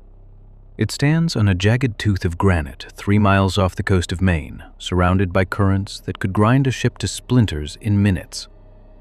I took the post in the autumn of 1894, seeking a place where my thoughts wouldn't have to compete with the noise of the city. My only companions were the gulls, the endless roar of the Atlantic, and the massive brass lantern at the summit. The first month was routine, polishing the glass, hauling oil, and watching the horizon. But as the winter gales began to howl, the ocean started bringing things to my door. Not driftwood or seaweed, but objects that shouldn't have survived the salt. It started with a child's leather shoe, perfectly dry. Then came a set of silver cutlery tied together with a braid of human hair. On the 40th night, the wind died down to a whisper and the fog rolled in, a thick, yellow miasma that smelled of sulfur and old rot. I was up in the gallery, wiping soot from the lens, when I heard a heavy, wet thud against the iron gallery walk outside. I stepped out into the mist, my lantern held high. There was nothing but the fog, but the railing was covered in a thick, translucent slime that shimmered with a faint, sickly bioluminescence. I retreated inside and bolted the hatch, but the sound didn't stop. It moved. It began to climb the exterior of the tower, a series of wet, suction-like pops that vibrated through the stone walls. I ran down the spiral staircase, my heart hammering against my ribs, and stopped at the living quarters. The window, thick, reinforced glass, was being pressed from the outside. A face was flattened against it, not a human face, but something pale and wide with bulbous, unblinking eyes. I grabbed my flare gun and fired it through the glass. The creature didn't scream, it hissed, a sound like steam escaping a boiler. It dropped into the darkness, but the glass was shattered. The yellow fog began to pour into my room, and with it came the whispers. They weren't coming from the creature, but from the depths of the tower, from the unsealed cistern below. I descended into the basement, where the water for the tower was stored.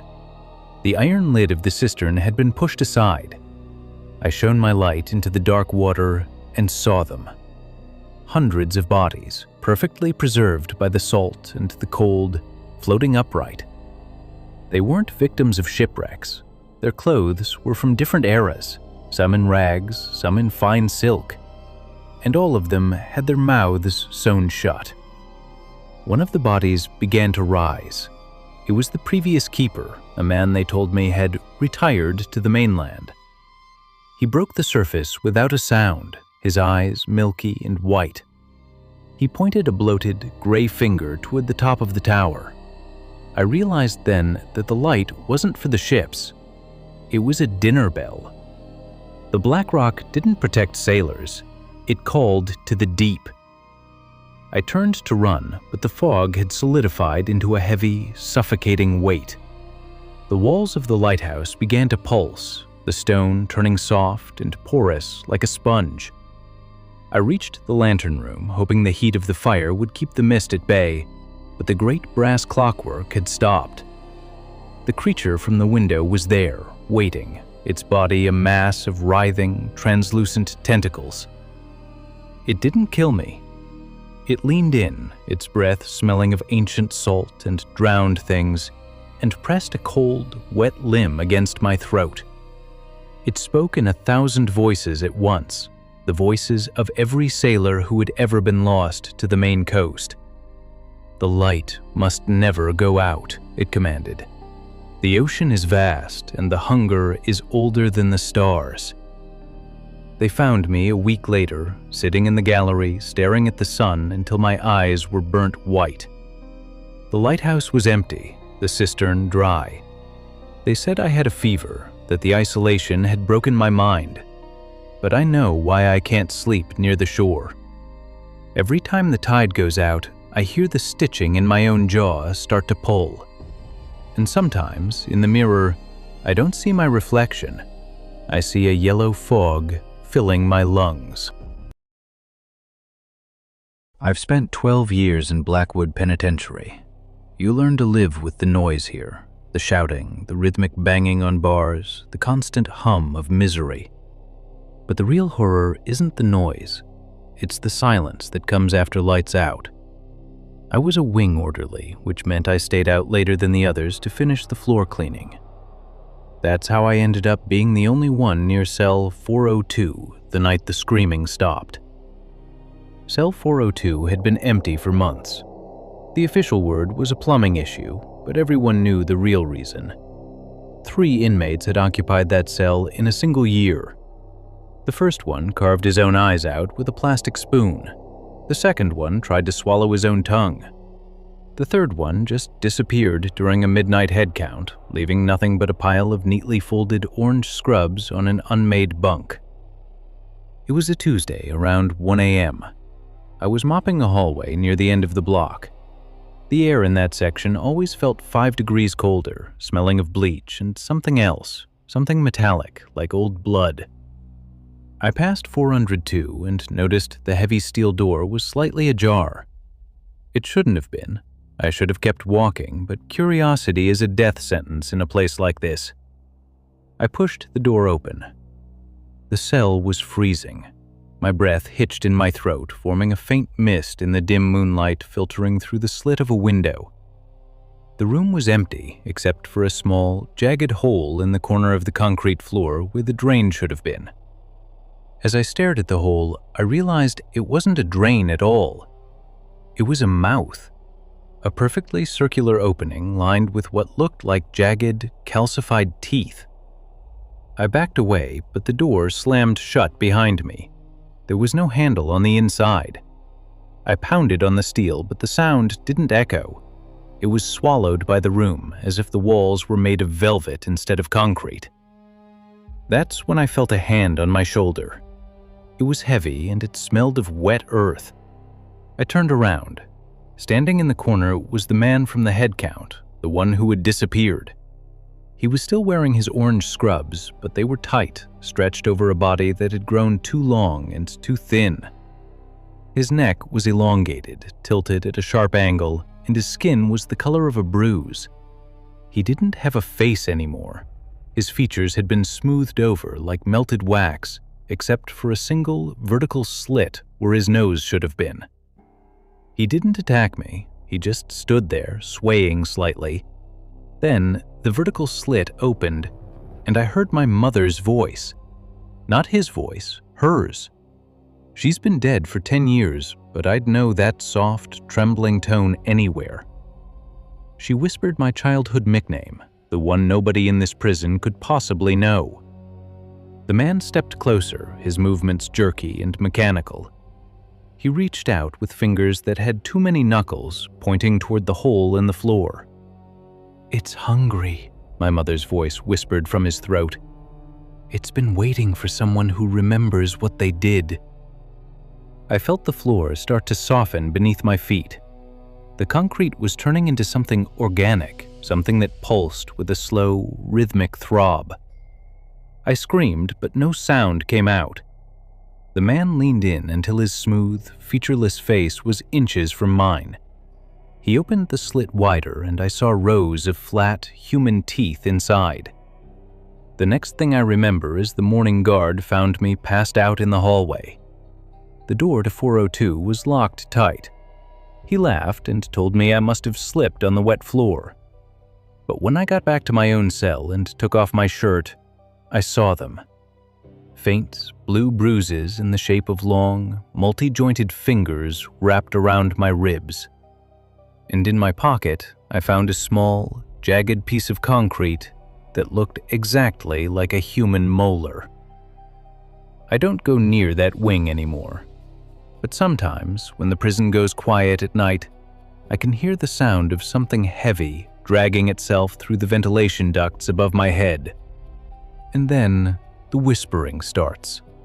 My mother's voice, coming from the air vent, asking me if I'm ready to come home. Working in the prison laundry was a curse and a blessing. A curse because it was like a sauna that never ended, the air thick with steam and the metallic tang of blood from the uniforms. A blessing because the deafening roar of the industrial washers and dryers was the only place in the entire facility where you couldn't hear yourself think, or, in my case, where you couldn't hear the guards. It's also where men went missing. It started subtly. Every few weeks, someone would just vanish. Not from their cell, not from the yard, always from the laundry. Never a fight, never a scream, just gone. The official story was always a transfer, but nobody believed it. Not when their personal effects would turn up weeks later, meticulously folded and left on an empty bunk in a different cell block. My shift was usually from midnight to dawn. The laundry room was a cavern of chrome and steel, machines thundering like 100 captive beasts. We had a system. Dirty laundry came down from the upper floors via enormous metal chutes, landing in massive bins. Clean laundry went out on trolleys. Simple. Until it wasn't. One night, the main chute from B block jammed. It was a common occurrence, usually a tangled sheet.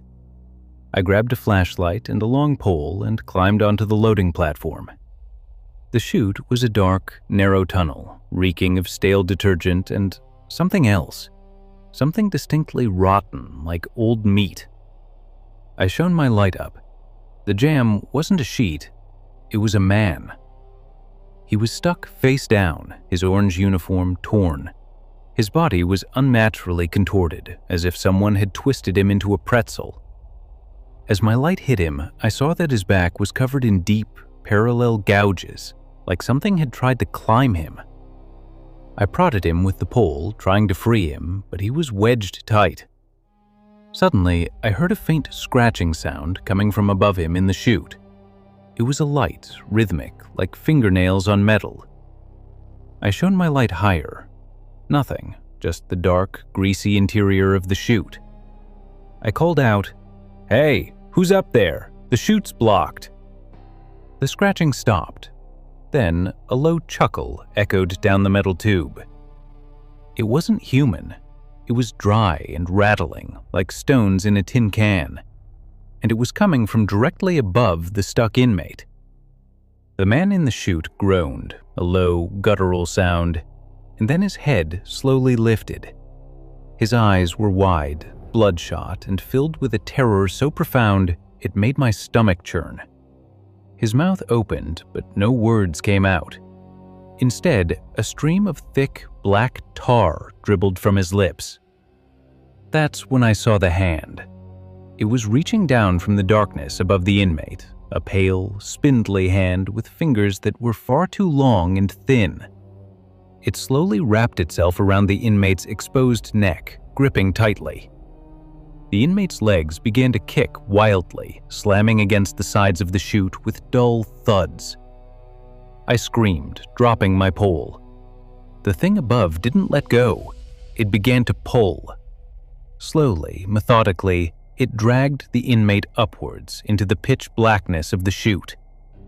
The man's body scraped against the metal, his struggles growing weaker. The last thing I saw was his wide, terrified eyes looking directly at me before he was swallowed by the darkness. I tried to call for help, but the roar of the machines was too loud. I ran out of the laundry room, gasping for air, the smell of rotten meat still in my nostrils. I found a guard, incoherent, rambling about what I saw. He just laughed it off, told me I was sleep-deprived. "Another transfer," he grunted. But the next morning, when they finally cleared the jam, they found no body. Only a single, neatly folded orange uniform resting on the bottom of the bin. And on the back of the uniform, stitched into the fabric, was a new name. My name. I don't work in the laundry anymore. I spend my days in my cell, staring at the ceiling.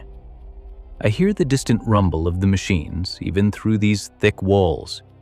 And sometimes, when the prison goes utterly silent in the dead of night, I can hear a faint, rhythmic scrape, scrape, scrape coming from the air vent above my bunk. It's always accompanied by a dry, rattling chuckle. It sounds like something is trying to get out. Or maybe something is just trying to find a new place to put my uniform. The hole at Black Ridge wasn't like the regular isolation cells. It was built in the sub-basement, a place where the air was so old it felt like breathing dust.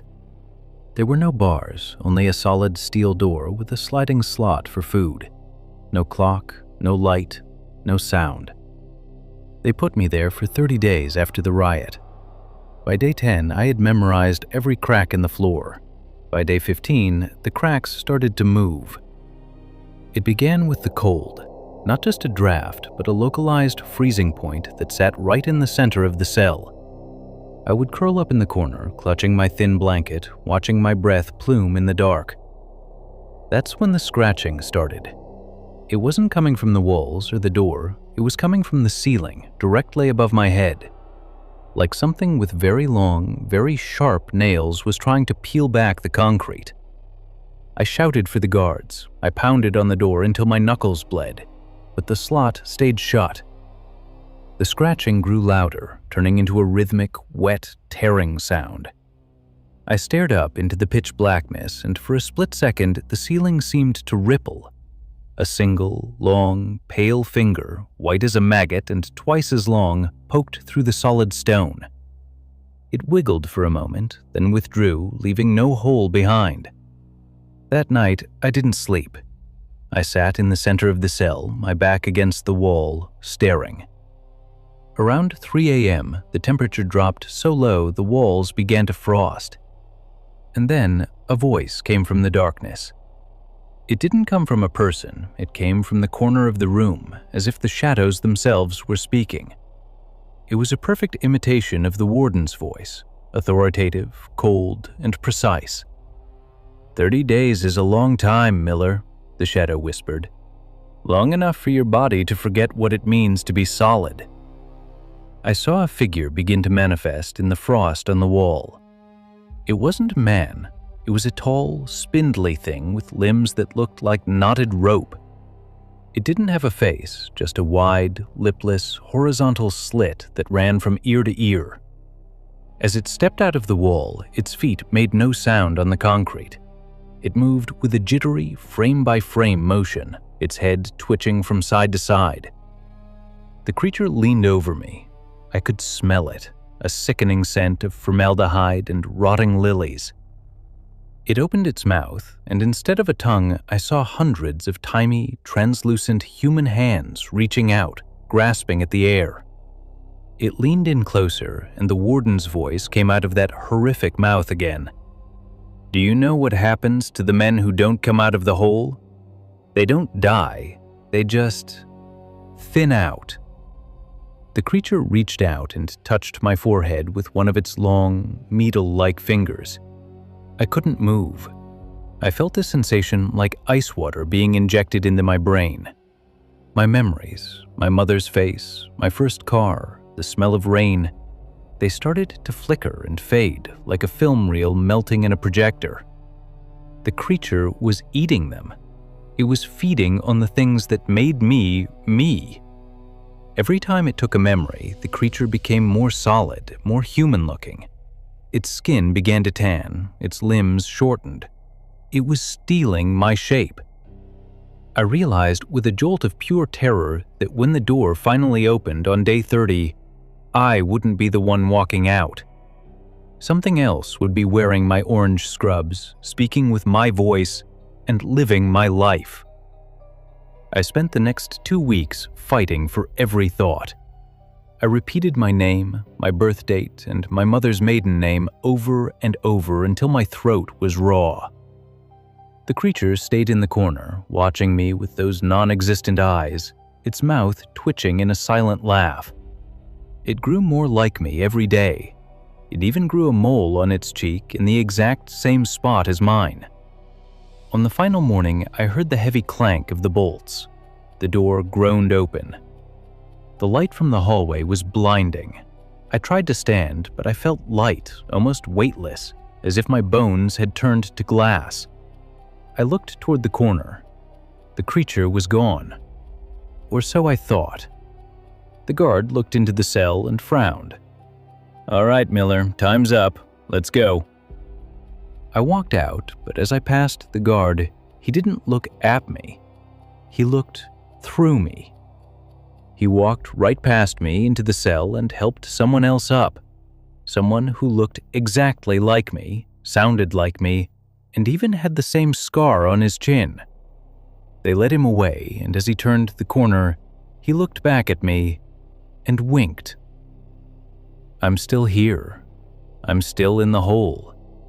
The door is wide open, but I can't leave. I've become part of the frost on the walls. I'm just a shadow now, a pocket of cold air waiting for the next inmate to be thrown down here. And when they arrive, I'll be ready. I need a new face. I need a new life. And I'm very, very hungry. I never considered myself a superstitious man.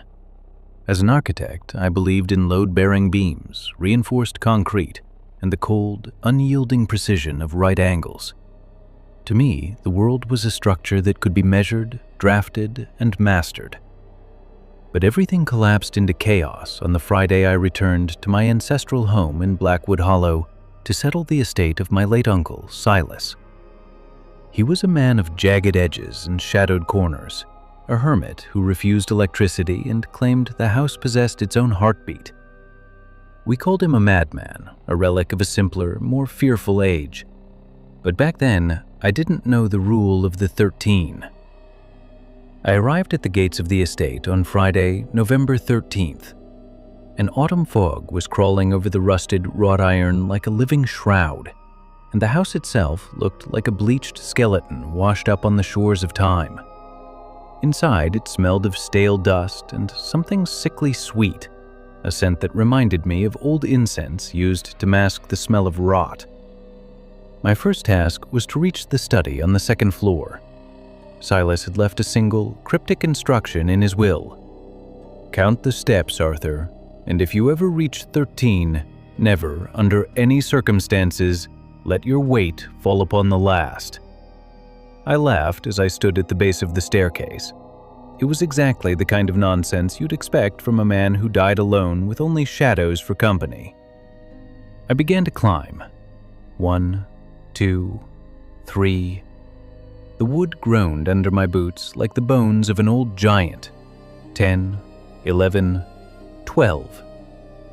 I stopped. The staircase continued toward the landing, but there was only empty space beneath my feet.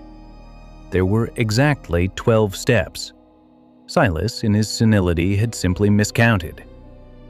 But as I turned to go back down for my luggage, the house shuddered. It wasn't the vibration of a passing truck or a tectonic shift. It was a deep, guttural inhalation, the feeling of a predator drawing breath before a strike. I looked back at the stairs and felt a needle of ice slide down my spine. There weren't 12 steps anymore. There were 14. And the one in the middle, the one that hadn't existed a second ago, was different. It wasn't made of oak or pine. It was a slab of polished, obsidian black stone that seemed to actively swallow the beam of my flashlight. It was Friday the 13th, and I realized the house in Blackwood Hollow had decided to play. I tried to run down, but the faster I moved, the more the staircase seemed to elongate. After 10 minutes of a desperate, panicked sprint, I looked back and realized I hadn't moved a single inch. I was anchored in space, trapped on a vertical treadmill of rotting wood. Then, the black stone of the 13th step began to leak. It wasn't blood, it was a thick, tar-like darkness, a liquid shadow that began to crawl upward toward my ankles with a slow, agonizing intentionality. Silas's voice began to echo, not from my memory, but directly from the grain of the walls. "The debt must be serviced, Arthur. One of us must always stand on the 13th step so that the rest of the world can live in the light of the 12. The realization hit me with the weight of a falling hammer. My family didn't just have bad luck. We were the keepers of it. We were the lightning rods for the world's misfortune. Every Friday the 13th, the house woke up and demanded its tithe. Silas wasn't a madman. He was a prisoner, a living seal who kept the door to something much worse closed by the simple, terrible weight of his own presence.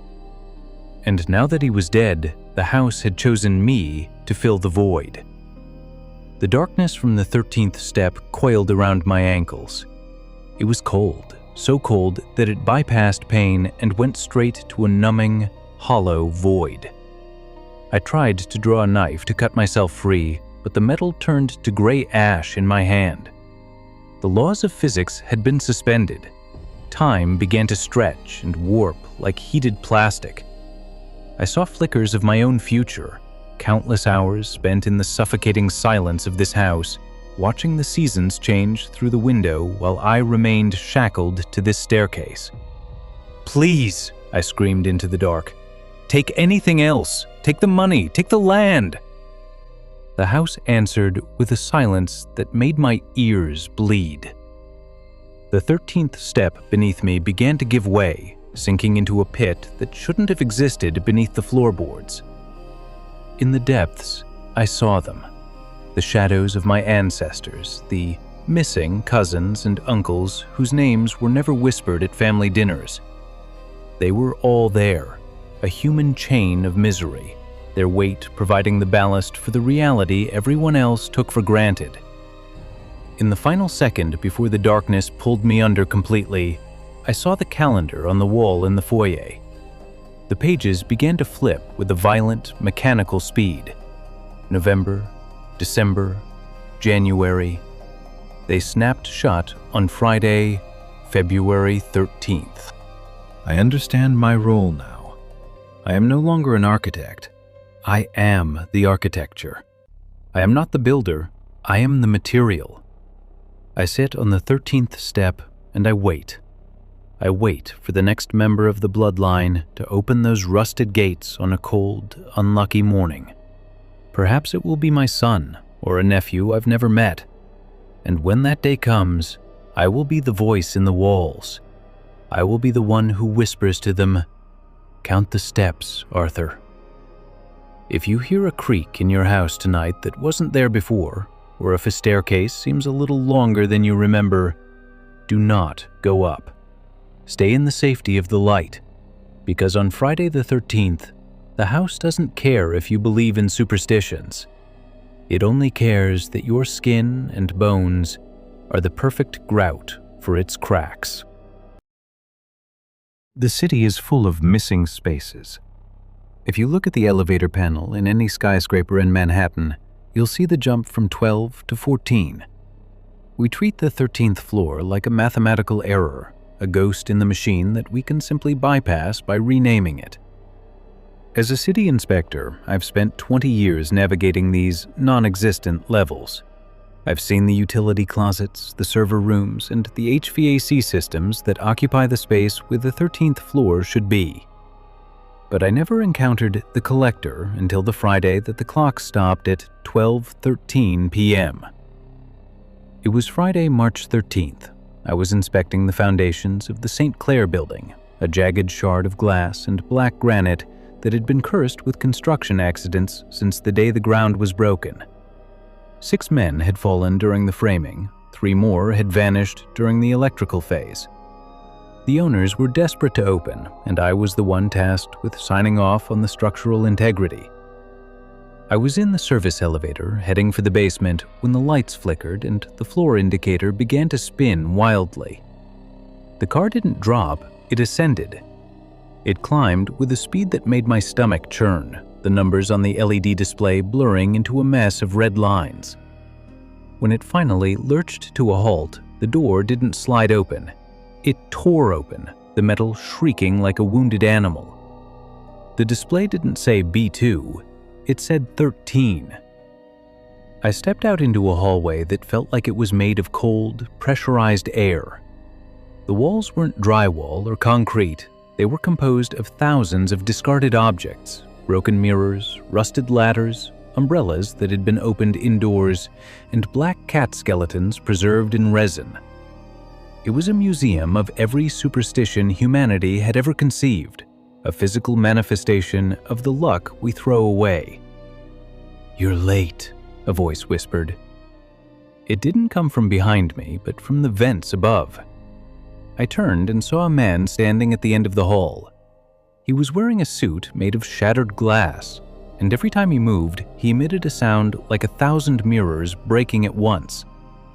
He had no face, only a flat, reflective surface that showed me my own death, a vision of me lying at the bottom of an elevator shaft, my neck twisted at an impossible angle. "Who are you?" I asked, my voice trembling as I gripped my flashlight like a weapon. "I am the auditor," he replied. "And today is the day we balance the books. Every time someone bypasses the 13th floor, they leave a debt of misfortune behind. They think they can outrun the bad luck by simply renaming the destination. But the luck doesn't disappear. It collects here. And on this day, the 13th of the month, we find a new tenant to manage the inventory." He began to walk toward me, and with every step, the hallway became longer. The objects in the walls began to vibrate. I saw a black cat made of shadows dart across my path, its eyes glowing with a sickly yellow light. I tried to run back to the elevator, but the car was gone. In its place was a vertical drop into a pit of black salt. "You've spent your life inspecting the safety of others," the auditor said, his glass suit shimmering with a cold, violet light. "You've ensured that the beams are strong and the bolts are tight. But you never checked the spiritual foundation. You never accounted for the weight of the Friday debt." He reached out a hand, and as his glass fingers touched my shoulder, I felt a surge of every accident that had occurred in this building. I felt the vertigo of the men who fell. I felt the darkness of the men who vanished. My body began to change. My skin became cold and brittle, turning into the same black granite as the building's exterior. "Today is Friday the 13th, the auditor whispered. "The day the city stops pretending. You will stay here, in the gap between 12 and 14. You will be the one who ensures that the accidents happen on schedule. You will be the reason the ladder slips. You will be the shadow in the mirror." I tried to scream, but my throat was filled with black salt. I looked at my hands and saw that they were now made of jagged glass. I wasn't an inspector anymore. I was the flaw in the design. The building opened the next day. The owners were happy. The tenants moved in, blissfully unaware that they were walking over a space that didn't exist. But every now and then, on a Friday when the moon is right, an elevator in the St. Clair building stops between floors. The lights flicker, and for a split second, the passengers see a man in a glass suit standing in the corner. They call it a glitch. I call it an invitation. Because the city is full of missing spaces, and we are always looking for new ways to fill them. If you're ever in an elevator and it stops at a floor that isn't on the panel, don't wait for the doors to close. Jump. Because the auditor doesn't like to be kept waiting, and his collection is never quite finished. I have always been a man of statistics, a firm believer that the world is governed by the cold, impartial laws of probability. To me, Friday the 13th was nothing more than a glitch in the collective psyche, a day where people looked for patterns in the noise of their own misfortune. I ran a high-frequency trading firm, a glass and steel cathedral in the heart of the city where we bet millions on the predictability of the market. But on one particular Friday in October 2026, the numbers stopped making sense. They didn't just fluctuate, they began to bleed. The day started with a minor anomaly. My reflection in the elevator's polished chrome didn't mirror my movements. It was only a fraction of a second, a blink that didn't sink, a turn of the head that lingered, but it sent a cold needle of dread through my chest. I dismissed it as fatigue, the byproduct of a 100-hour work week. But when I reached my office on the 13th floor, the atmosphere was different. The hum of the servers, usually a comforting white noise, sounded like a low, rhythmic chanting. My assistant, a woman of impeccable punctuality, wasn't at her desk. Instead, there was a single object resting on her keyboard, a broken mirror shard, precisely 13 millimeters long. I picked it up, and as the jagged edge pierced my skin, the screens on my wall went dark. Not black, but a deep, bruised violet. And then the counting began. A voice, synthesized and hollow, began to broadcast through the office speakers. It didn't count up, it counted down. 13, 12, 11. With every number, the world outside the floor-to-ceiling windows became more distorted. The city skyline began to lean, the buildings stretching and warping like melting wax. The people on the streets below weren't walking, they were twitching, their movements jerky and mechanical, as if their strings were being pulled by a clumsy puppeteer. I tried to call security, but the phone didn't emit a dial tone. It emitted the sound of someone crying, not in sadness, but in a state of pure, primal terror. I ran to the door, but the handle was gone. The wood had smoothed over, sealing the exit as if it had never existed. I was trapped in a 13th floor office that was slowly detaching itself from the laws of physics. 10, 9, 8, the voice droned. I looked at my monitors. The stock tickers had been replaced by a list of names. My name was at the top, followed by the names of everyone I had ever stepped over to reach my position of power. Beside each name was a value, not in dollars, but in ounces of luck. My value was in the negative. I had spent my life taking the luck of others, exploiting the system, and now the debt was being called in. The shadow in the corner of my office began to move. It wasn't a ghost, it was a physical manifestation of the bad luck I had dismissed for 40 years. It was a tall, formless thing made of broken glass and black salt, and it rattled as it moved toward me. I grabbed a heavy crystal award from my desk and threw it, but the object didn't hit the shadow. It passed through it and shattered against the wall, the shards forming the number 7, the luck I no longer had. 5, 4, 3. The shadow was inches away from me now. I could smell the ozone and the bitter scent of copper.